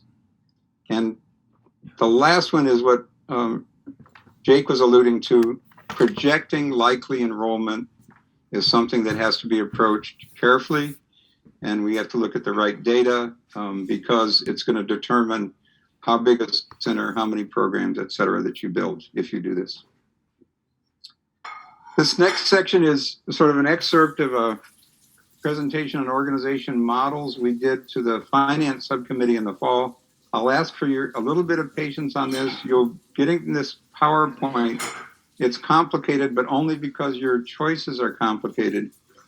And this is about if you were to build a CVTE center attached to a regional high school, what kind of organizational structure, particularly at the district level, would support that? In thinking about that, we can look at 4 or 5 kinds of models, organizational models for CVTE schools throughout the Commonwealth. You have regional voc techs like McCann. You have municipal voc techs like Taconic. You have one municipal regional voc tech, which is Smith in Northampton, which is a city school, but serves about 25 communities. You have one collaborative in West Springfield, where students attend on a half-day basis from about 7 sending towns. And actually, the last model is the one we're going to be recommending, which is a shared high school with a CVTE center. You could think of it as a one-campus model. Tantascwa, I haven't been there, but I read a little bit about it. It has a similar model. My first 3 years of administration were up in Bennington at Southwest Vermont Career Development Center. They literally had a bridge between the academic high school and the technical center, but the students had access through just walking down a hallway from the academic classes in the high school to the technical center. We're not recommending that you build a regional voc tech school in addition to your 2 regions. You already are suffering from declining enrollment. You don't need to create a 3rd high school that would compete for students with the 2 existing high schools. You're not a municipality, you're a collection of at least 8 towns. The collaborative model, half day, where students come from a number of sending towns. Your teachers, academic and vocational, are not in the same building. They can't work together, and the schedules are usually not aligned, so we don't recommend that model. But we're going to be recommending the shared high school with a CVTE center or a one-campus model. In order to achieve that, you're going to need a regional school district that provides that. And we're going to look at 2 options to do that. This is the complicated part. One is a shared high school CVTE center within an 8-town regional secondary school district. We think this is one of the questions you posed to us when we embarked on this project. And it would look something like this. You see your 8 towns from the 2 existing school districts. You would have 1 school committee, 1 central administration, 1 shared high school, and then a CVTE hub of 6 to 8 programs attached to that high school. This would be a regional secondary school district similar to regional voc techs, except this would be academic and voc tech combined. However, right now you have 2 existing school districts that go pre-K through 12. And if you look down at the bottom, you've got a high school in each one of them. If those high schools are combining in the new regional school district, the question becomes, what do you do with the remaining schools? How are they organized? You could do 2 things. You could organize a parallel 8-town elementary regional school district. Again, you have your towns feeding into a school committee, an administration, and your middle school and elementary schools still separate. And then if you look at the region as a whole, you would have an 8-town regional elementary school district, and you would have an 8-town regional secondary school district with an attached CVTE hub. The second option would be for the 2 districts to combine to establish 2 separate regional elementaries. So Southern Berkshire could reorganize, and the high school could become part of the secondary regional school district. Same thing for Berkshire Hills, and the rest of these schools and the towns operate separate regional elementary districts. And you would end up with, in the area, 3 regional school districts, 2 elementary school districts, and 1 shared high school district with attached CVTE center. The second option is a shared high school and a CVTE center within an 8-town regional pre-K through 12 school district. So this is the second way of setting it up. And some of you who were at the presentation back in the fall to the fiscal subcommittee saw this. This is what we're calling a unified budget. This is 8 towns, 1 school committee, 1 central office, existing elementary and middle schools still separate, but administered together, and then the shared high school with the attached CVTE program. Either one of these options would work, organizationally speaking, and we're not making a recommendation at this point as to which is the best to pursue. We just want to lay out options before you. Again, you'll have all of this, so you'll have a chance to look more closely at it. The big question, I think, at this point where you're trying to determine whether to do this separately or together, we know Berkshire Hills is very far down the road on a complete remodeling of the high school with CVTE programs attached. In fact, I think they're waiting for MSBA response to the latest building proposal. And we know incredible work over more than a decade has gone into that. But we're just going to talk about the advantages to Berkshire Hills doing it alone or the 2 districts doing it together. If the 8 towns do it together as a unified district of either kind that we just saw, you would create easy access to the CVTE programs for all students from the 8 towns. You would share design and operation. You would share costs. If Berkshire Hills does it by themselves. Access for Southern Berkshire students would be through choice or tuition agreements. And Berkshire Hills would be in the position of making unilateral determination of CVT program selection, and the costs would not be shared across the 8 towns. I want to talk for just a moment about the advantages that I think the region has as a whole. If you think of yourself as a region rather than 2 separate school districts, here's an opportunity to give all high school students equal access to this kind of quality Chapter 74 program that we saw. Right now, in areas with declining enrollment, existing high schools end up competing for a declining pool of students. It creates a kind of competition between districts. You'd be moving from that to collaboration because you'd be sharing the high school and the CVTE programs. I want to talk for a minute about specific advantages to the Southern Berkshire towns to joining Berkshire Hills in planning and building this technical center. If you do that, you would ensure that Southern Berkshire students from your 5 towns have equal access. You would ensure that it's large enough and has a broad enough range of programs to meet the needs of all of your interested students. You would be in on the planning stages. You could help influence which CVTE programs are offered. Depending on how it's all negotiated, you would share ownership. You'd have seats on the school committee, help choose the administrative team, and on an annual basis, help set the budget. For Berkshire Hills, we're not in your shoes, but we tried to imagine ourselves from the outside. If you do this with Southern Berkshire, it becomes more affordable. There would be an equitable sharing of operational costs. And in the future, when students from Southern Berkshire come in, you could arrange the regional agreement so that they pay full share rather than a choice student comes in and pays much less than that.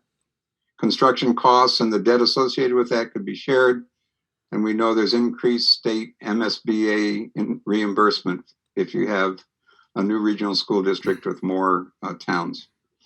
We also think if Berkshire Hills can involve Southern Berkshire in this project, you'll be able to have a broader range of programs in the CVTE Center, which is going to benefit all Berkshire Hills students. As you move forward, if you move forward with this, you have to create a process by which people can determine, towns, when I say people, I mean towns, if they want to be participants in this. If you build it too big, you can overbuild, and then you've not made best use of your dollars. And if you build too small, it's really tricky to hang on to build onto CVTE facilities. If you think about the facilities we saw at Minuteman, imagine the cost of those. You really want to plan carefully and build what you want from the beginning. I'll talk just a minute about financing a technical center, both on the operational side and the revenue side. CVTE programs are more expensive to run. You have smaller class sizes. I taught carpentry. I taught freshmen how to run industrial shop equipment. You can't do that with 32 students. The most I ever had was 16, and it's a stretch with 16. So for many reasons, the class sizes are smaller. Your equipment has to be updated. You have to be training for what industry has now, not what they had a few years ago. Supplies and materials are more expensive, and the labs are just bigger and more expensive to maintain. High ceilings, big areas, they emulate industry. The state recognizes this. In what's called the foundation budget, the state allows $99,715 for a high school student. They allow $14,657 for a Chapter 74 certified enrolled student. And this is FY21. This is, it's gone up since then. You get some increase in federal aid as well. I apologize for the small font size on this. This was a screenshot I took. It's not huge money, But when you talk about improving programs year after year, this is federal Carl Perkins money from the feds through the state to Chapter 74 programs, and it's offered to both secondary and post-secondary programs. Because the state understands that the costs are higher, CVT non-member tuition rates are set much higher. And this is a range, this is FY22, and you can see the rates that these Voc Tech schools are allowed to charge the sending school districts are in the, with the exception of Tantascwa, the $16,000 to $18,000 range, because these are the actual costs. When we were researching this and looking at Minuteman, I came across a really interesting note on the Chapter 70 formula. It turns out that Minuteman is allowed to assess an additional charge to their sending districts, and they've divided their sending towns into two, type A and type B. I'm not sure what that is. It's probably member and non-member. And they can assess directly debt service capital costs in addition to the tuition rates you just saw. So $7,400, $5,600, and that's in addition to the $1,800 or so.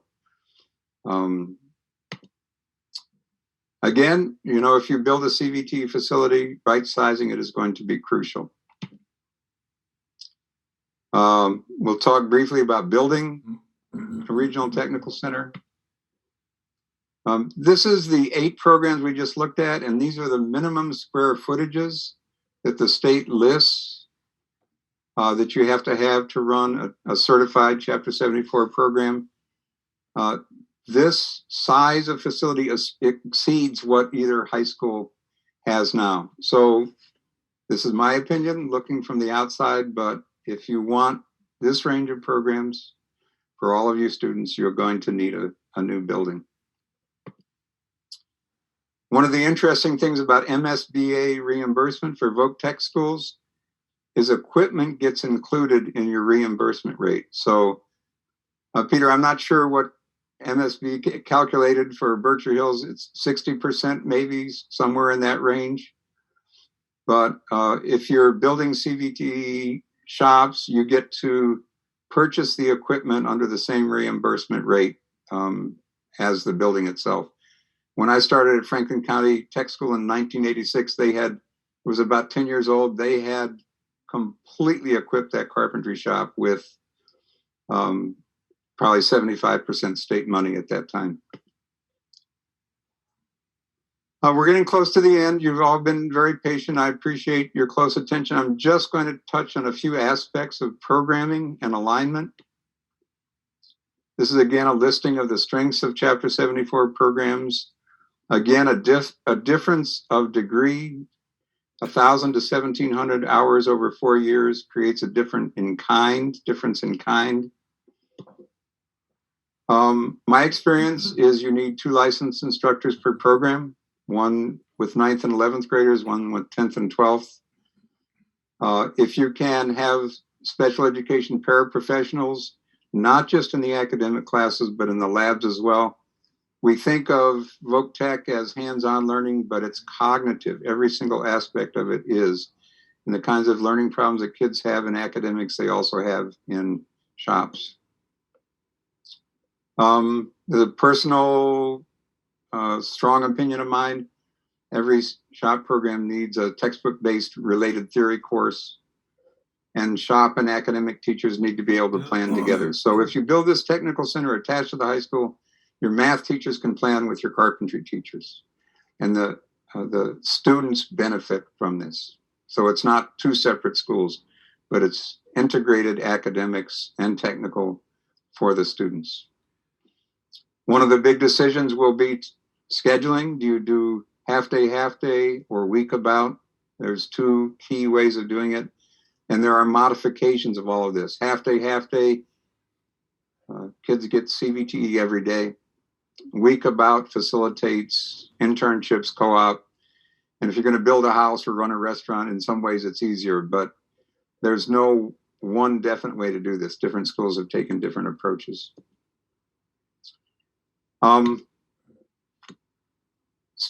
just for a moment about, I think Massachusetts has one of the premier CVTE systems in the country. It's broadly recognized as that.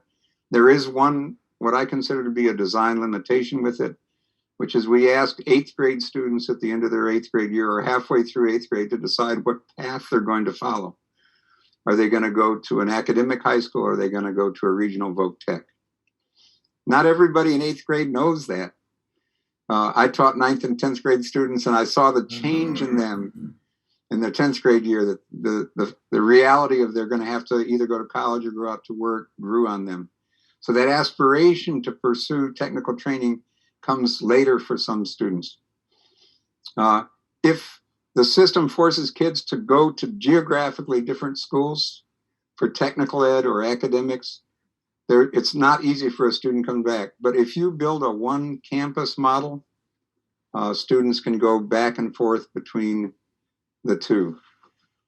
Traditional academic students would have access in some forms to the technical programs. Technical students have access to a wide variety of AP programs and so on. All students could engage in career exploration, and the schools would not be competing for students. They'd be collaborating to provide everything that their students wanted and needed. I think of this as career ladders. I had carpentry students who went on to become civil engineers and so on. If we look at health assisting students, CNA, they can become CNAs, LPNs, RNs, PAs, physicians, etc. When I first went up to Bennington, we had a pre-law program, protective services, and we had students sitting in that program together, some of whom were going to be EMTs, police, paralegals, and some of whom were going to go on to law school. And we aligned that technical program with AP, social studies, and English for those students. If you want to create access for students, you have to eliminate barriers. And the first I'm going to mention, this is absolutely key, is geographic barriers. If you're going to do this and have a shared high school with an attached technical center, it has to be in a place that everybody can get to. You don't want to have it separate from the high school because then it forces students to choose one or the other. Excuse me. Fiscal barriers, if you're a non-member town, you don't have the same access as a student from a member town. And we always have to be aware of the process of enrollment, that if students don't have access to the information, it becomes more difficult to enroll. So we suggest that this technical center, if you do it, exist within as large a regional district as possible, as many towns as you can, offer a wide range of programs, be attached to and aligned with the regional high school, and be located in a geographically central place. Hey, Ken, I'm going to do a quick time check. We're at 7:30. Yep, I've got 2 more minutes. Okay, thank you. This can best be achieved if the 8 towns form one larger high school district. Existing tuitioning towns are invited to join, and students from adjacent sending towns have a clear and easy process to attend. This last section I'll skip over. It's about how we would right size the technical center. I'll just note that McCann enrolls 31% of the 9 through 12 population up in North County. And I'll close with our recommendation to design and build a new regional comprehensive high school with an attached CVTE center with 6 to 8 Chapter 74 programs. And we're going to close with hearing from a few more students. Hey, Ken, I'm going to probably cut that off just because I would encourage people to go to the video, but I know I want to hand it back to Lucy because I think she wanted to have about 30 minutes for public comment. Okay. I don't mean to cut you off, but I appreciate everything you've offered today. A lot of content. I would recommend everybody go to this last video. Thank you all. Thank you, Ken. I'm sure that last video was very inspiring, and yeah, if you want to show it, it's fine. I mean, no, it's okay. It's okay, Jake. We're all gonna click on it as soon as this meeting is over, I'm sure. Yeah, very good. But I did promise that we would have a public comment period tonight. And so I do want to give those folks who have been patiently waiting for that an opportunity to give us their reactions to what we've heard tonight, ask questions that the research team can take back and respond to, and just general comments. I do want to limit those public comments to 2 minutes so that we can get through the comments everyone has. And then, one person each. And then if there's time at the end, we can open it up for some repeat reactions, comments, questions. I do encourage everyone to email Jake with any questions or comments that you don't get an opportunity to make tonight or that occur to you later and you'd like to weigh in on. So with that, I'm going to see if I can find the hands up. I see one, Sharon Gregory. Okay, I see Sharon. Yeah, go ahead, Sharon.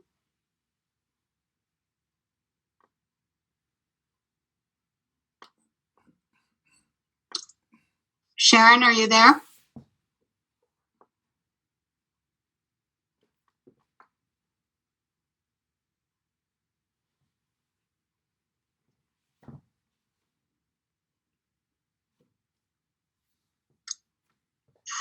Are you seeing any other hands up, Jake? I actually am not. No, I just see Sharon Gregory. That's all. Okay. Well, You have two. there's Amy. Amy, you've got your hand up. Why don't you go?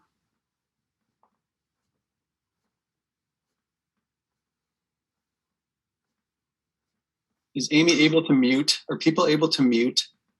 Unmute? You mean unmute? Yes. Mary, you need to unmute Amy.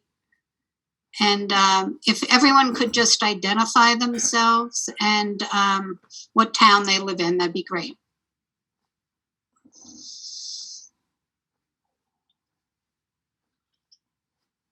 I think maybe we're having a problem getting people unmuted.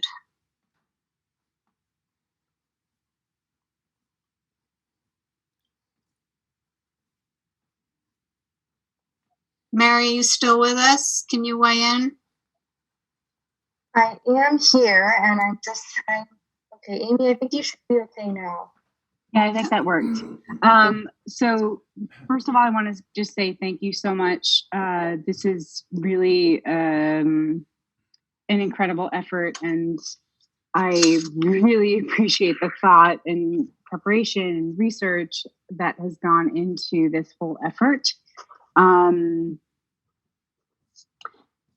I guess what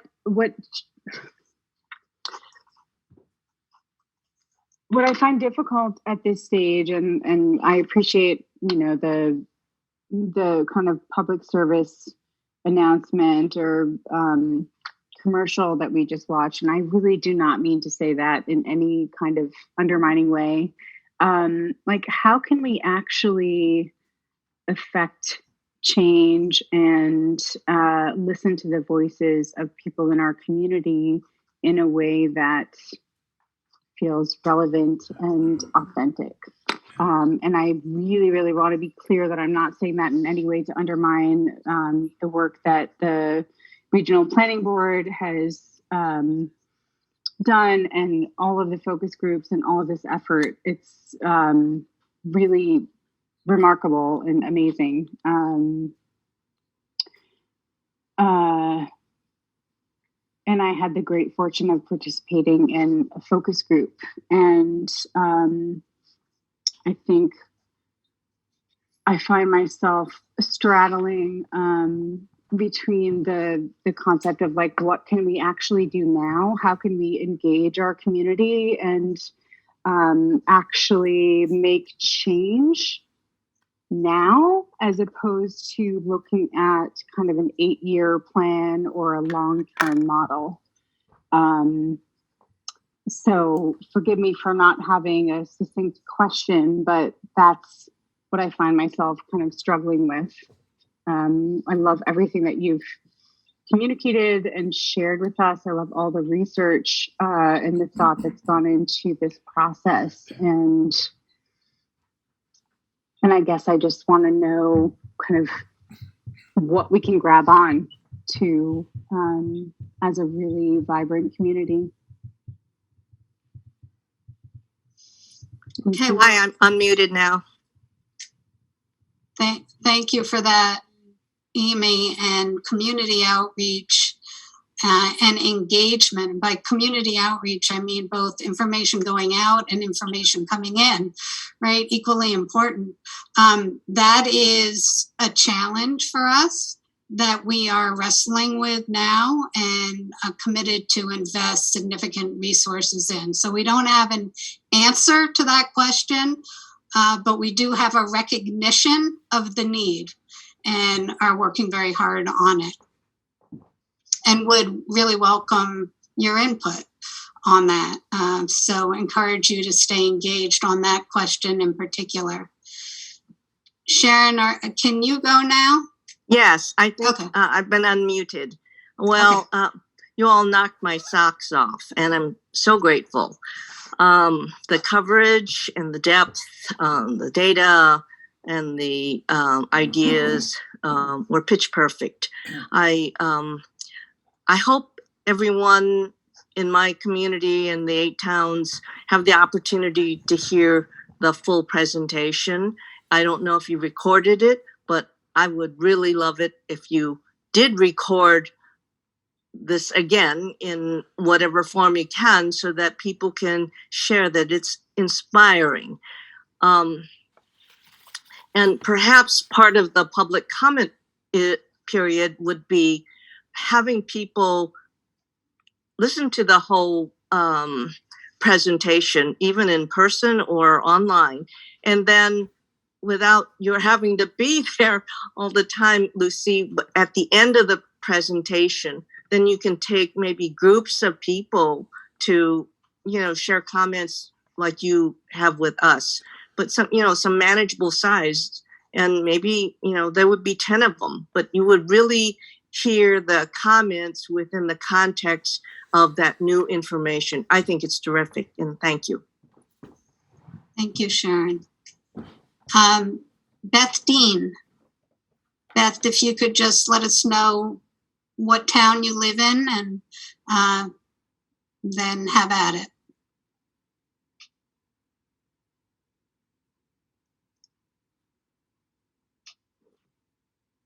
So Beth, you'll have to accept the unmute and then we'll be able to hear you.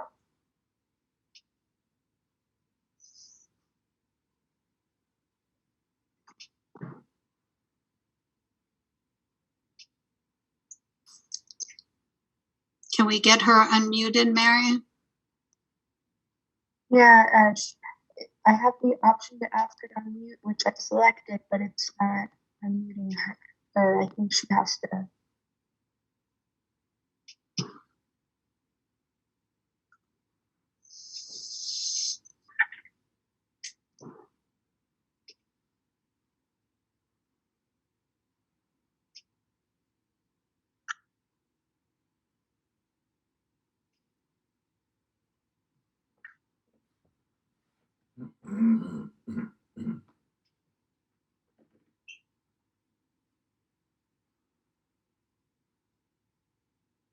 There we go.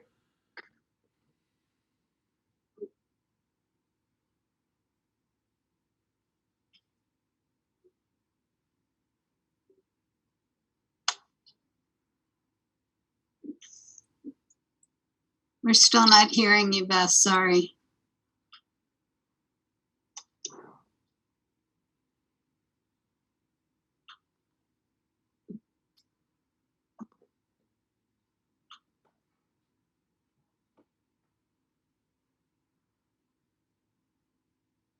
There you go, Beth.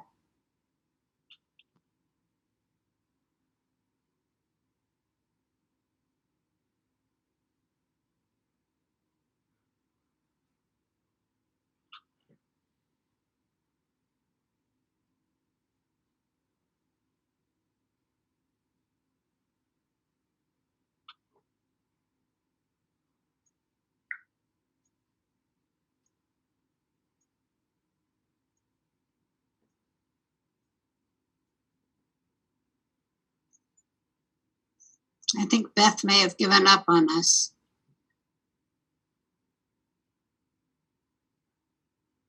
Yeah, well, she's still muted, so I'm not sure. Mary, it looks like you're having trouble unmuting people. Some people are able to unmute, and some aren't. So Patrick was muted, but now Patrick is available. So Patrick, go ahead. I think it's that settings. Let's say, just for the purpose of my question, that the districts merged and we chose, let's say, option 1. Can you walk us through like a very top level overview of what a schedule would look like from today through, let's say, the first academic class? Like, how long does that take?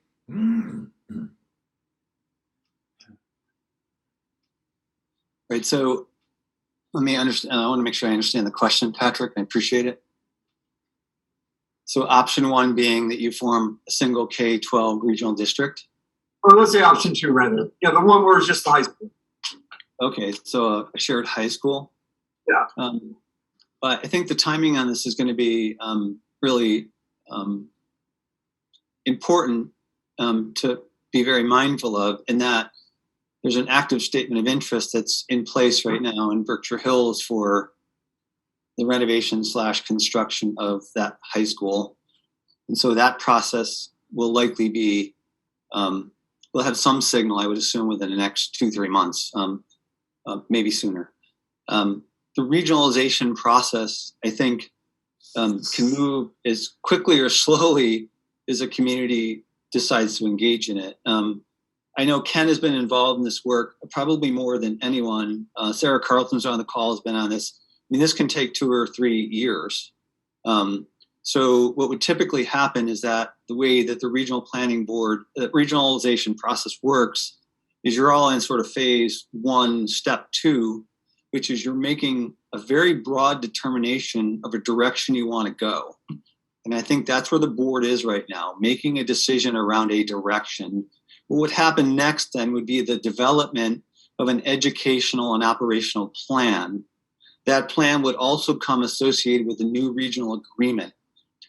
All that information would ultimately be acted upon by the towns.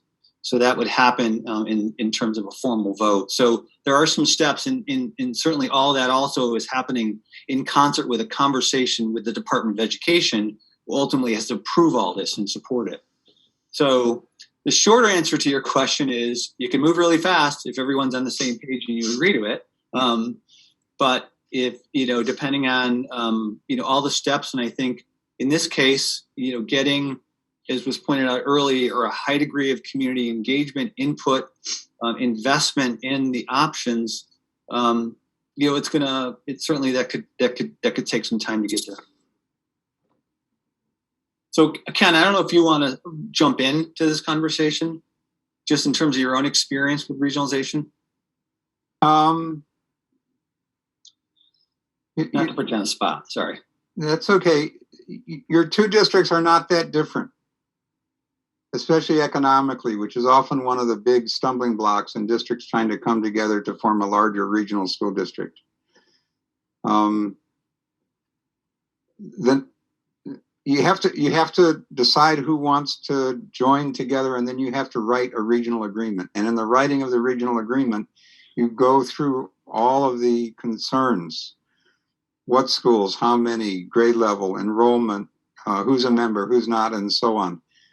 And if people meet on a regular basis and are engaged and really have a common vision of what they want to achieve, you can move through it fairly quickly. But the reality is there's a lot of things to talk about. And the devil's in the details. And if you get those details correct, it's really a long process of negotiation between the towns on how to form a larger district together. But in my experience, you can acquire a certain momentum doing it, and you can acquire a certain enthusiasm. But it's not something you're going to do in 2 or 3 months. Mary, can we try Beth once more, and then we're going to go to Dennis Sears. Beth is unmuted. Thank you. I apologize. That's I okay. had I had a setting wrong. I just wanted to thank you. It was an incredible presentation, great information. I think there's a lot of compelling reasons for us to pursue a vocational or technical school for the 2 districts. I'm just kind of jumping in now to this conversation a little bit late in the game, I think. But I'm just wondering if there's going to be a time when we discuss other models, perhaps other than a vocational or technical school.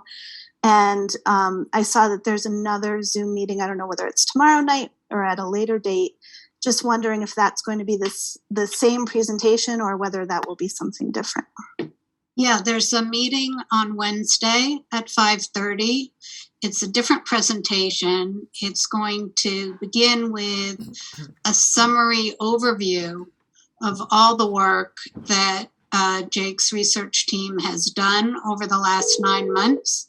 And then there's going to be an opportunity for planning board members to really sort of dig in to all the reports we've read over these 9 months, discuss them, and have, again, some public comment at the end. So that's what's planned for Wednesday. And then we're going to have another meeting probably late March, early April, when the team is going to present some modeling around the 3 options that are under consideration, which are merger of pre-K through 12, merger of just high schools, and third option, more formalized collaboration. So those are the 3 sort of broad models that are under consideration. Okay. That's Thank the you. plan. Yeah. Thank you. Okay. Dennis. Yes, this is Dennis Sears. I'm a member of the Southern Berkshire School Committee, I'll disclose. And I want to congratulate Jake for bringing forth really what is an expanded version of what's going on. I mean, to be quite frank, I've always felt that to just consolidate the 2 districts was going to be a very, very tough sale. Okay. What I like about what Jake and his team has brought forth and talked about today is that it's a broader thing where, I think there's an awful lot of work that would be involved, and it would probably even lengthen the time to make something happen. But it's something that, you can do something for not just the education of our students that are here in Southern Berkshire, but also to attract more businesses to Southern Berkshire. Because what was really presented tonight is the concept of, okay, let's do something that basically expands beyond just putting 2 districts together and into something that basically I think we can get, existing businesses in Southern Berkshire to be very interested in doing by, the type of a solution that they have kind of laid in front of us tonight, which was a little bit different than what I had expected to hear about, other than the three choices, which everybody has kind of heard about. But I think there's a great opportunity here to make something good happen that's good for everybody, including everybody in the community.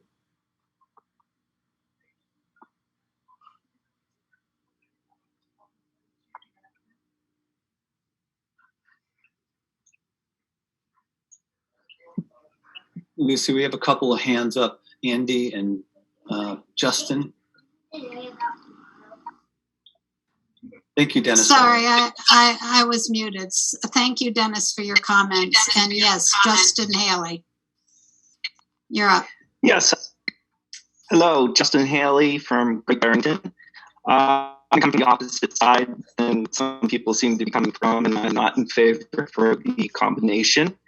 And I would go to the first public comment to kind of step back, but I do believe we just witnessed an advertisement this evening for one specific direction. And I think it should be noted that these are people that are being compensated for their work in this direction. I think there are a lot of small details that get lost when we think of getting into that one high school, of potentially solving the problems that are happening with our building facility right now. And I think that this isn't the answer to that problem. And quickly, I can think of, consider your students, your children that you have in the school district, how they say they are an athlete. We just reduce our opportunities in a combined district.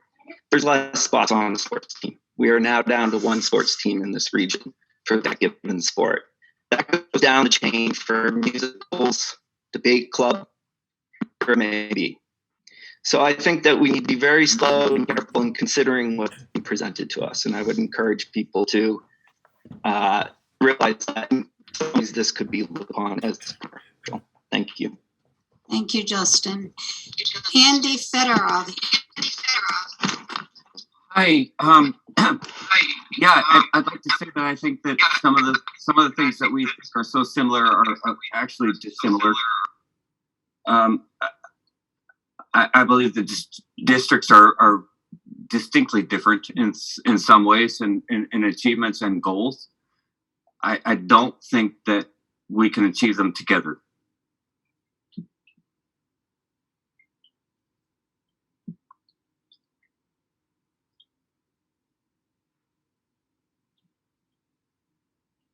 Lucy, thank you, Andy. What town are you from? Ashley Falls. Okay, thanks. Jake, do we have any more hands up that you see? I'm not seeing any. Okay, so Ken. Sorry, Nadia. Oh, okay, Nadia. Nadia. Go ahead. Hi. I'm hoping to get my camera in here. Here we go.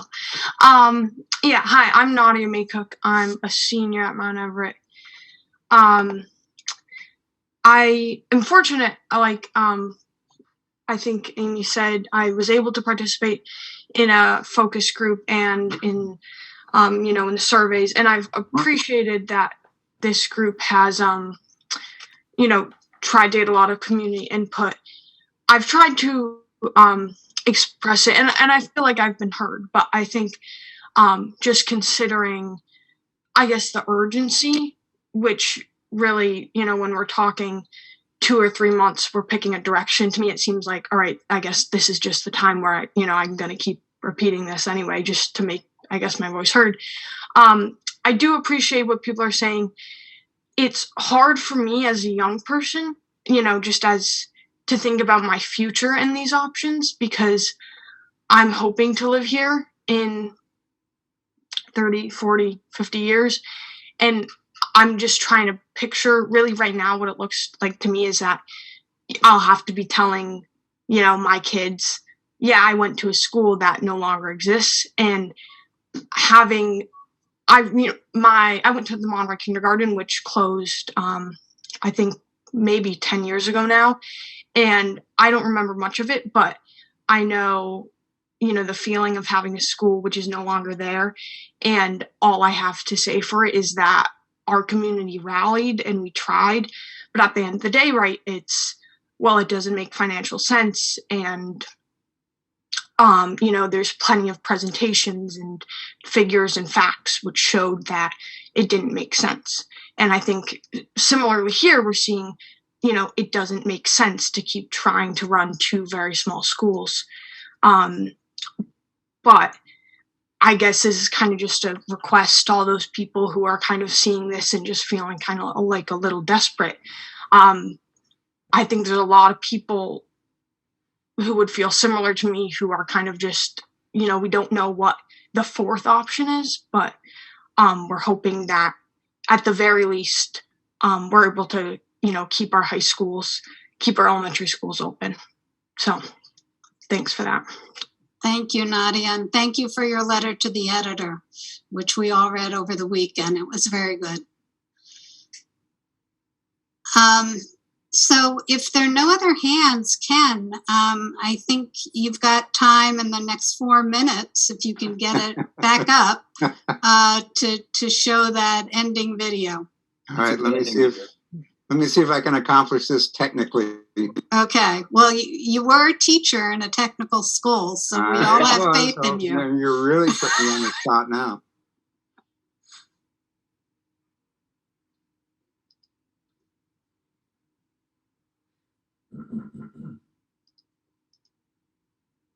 MTI to me means career. It means stability. It means be able to function in the real world from what you've learned in the class. We're seeing a widening gap between the needs of employers for skilled workers and the availability of those skilled workers. Minuteman Technical Institute provides an opportunity for folks to fill that gap through the training programs that we offer, that students can select from to further their technical education and propel themselves into industry. MTI does not have a typical student. MTI welcomes any student who's open to learning and following their passion. I really love working on cars because it's like a giant puzzle. After 2 years of going to college, hated what I was doing, and it was like really defeating because my heart wasn't in it. When I made the decision to come to MTI, it was exciting to know that like I would be focusing on only what it is that I wanted to do. We were able to just like dive right into like hands-on stuff out in the shop. I currently work at Toyota in Lexington. It's exciting to be able to apply what I'm using at work and then at school, and like it finally all makes sense. I really love it. Why did I choose electrical? I was working in sales for 3 years, and with the downturn, with the pandemic, I ended up getting laid off. And I love doing things with my hands. I've always been a tinkerer, right? And the instructors are really top notch here. I certainly didn't expect really the speed at which I would be able to be ready to get out into the field. The field is always looking for new people, and that demand's just going up and up. Before I ever graduate, I'll have paid off my schooling. I can't say the same for my college degree. I'm still paying it off, but I absolutely believe this is going to be my career. I enjoy doing this. I was teaching full-time for 10 years. There was just something that wouldn't go away, and it was the fact that I just always wanted to do hair. So once I found Minuteman Technical Institute, I was pumped because that was the only way I was ever going to get this done. I really like the program because of the small class size, and we get a lot of one-on-one attention. Right now I'm working in a salon that I absolutely love, and it's a great opportunity to like put together the skills I've been learning in class and practice them with people. And it sounds corny, but I'm like legitimately so grateful because they have a night school program that was affordable, and it just opens doors for you. Our students develop confidence, develop friendships, develop relationships, develop networking skills. Our job is to make sure our students are ready for their dream job. For anyone who's thinking like it's too late or they're too old or they don't have time, MTI is one of the best decisions I've made. I'd strongly encourage you to take the same leap that I did, because quite frankly, I couldn't imagine myself doing anything else at this point. Thank you, Lucy. Thank you, Ken. Okay, it's 8 o'clock. I'm going to entertain a motion to adjourn. I'll make a motion we adjourn. Nadine Hopper. I'll second that. Thank you, Tara. So I need to go through the roll call vote. Charlie? Yes. Lucy, yes. George? Tom Burkle? Yes. Steve Bannon? Deb Phillips? Yes. Peter Taylor? Yes. Don Coburn? Yes. John Silbert? Yes. Laura Rodriguez? Yes. Jane Burke? Yes. Tara White? Yes. Bonnie Silvers? Nadine Hover? Yes. Thanks, Bonnie. Nadine? Yes. Great. Colin Smith? Yes. Patrick White? Yes. Marie Ryan? Yes. Molly Thomas? Roger Kavanaugh? Yes. Thank you, everyone, for your patience, and we'll see you on Wednesday. Really appreciate it. Bye-bye. Bye, everybody. Thank you. Night all.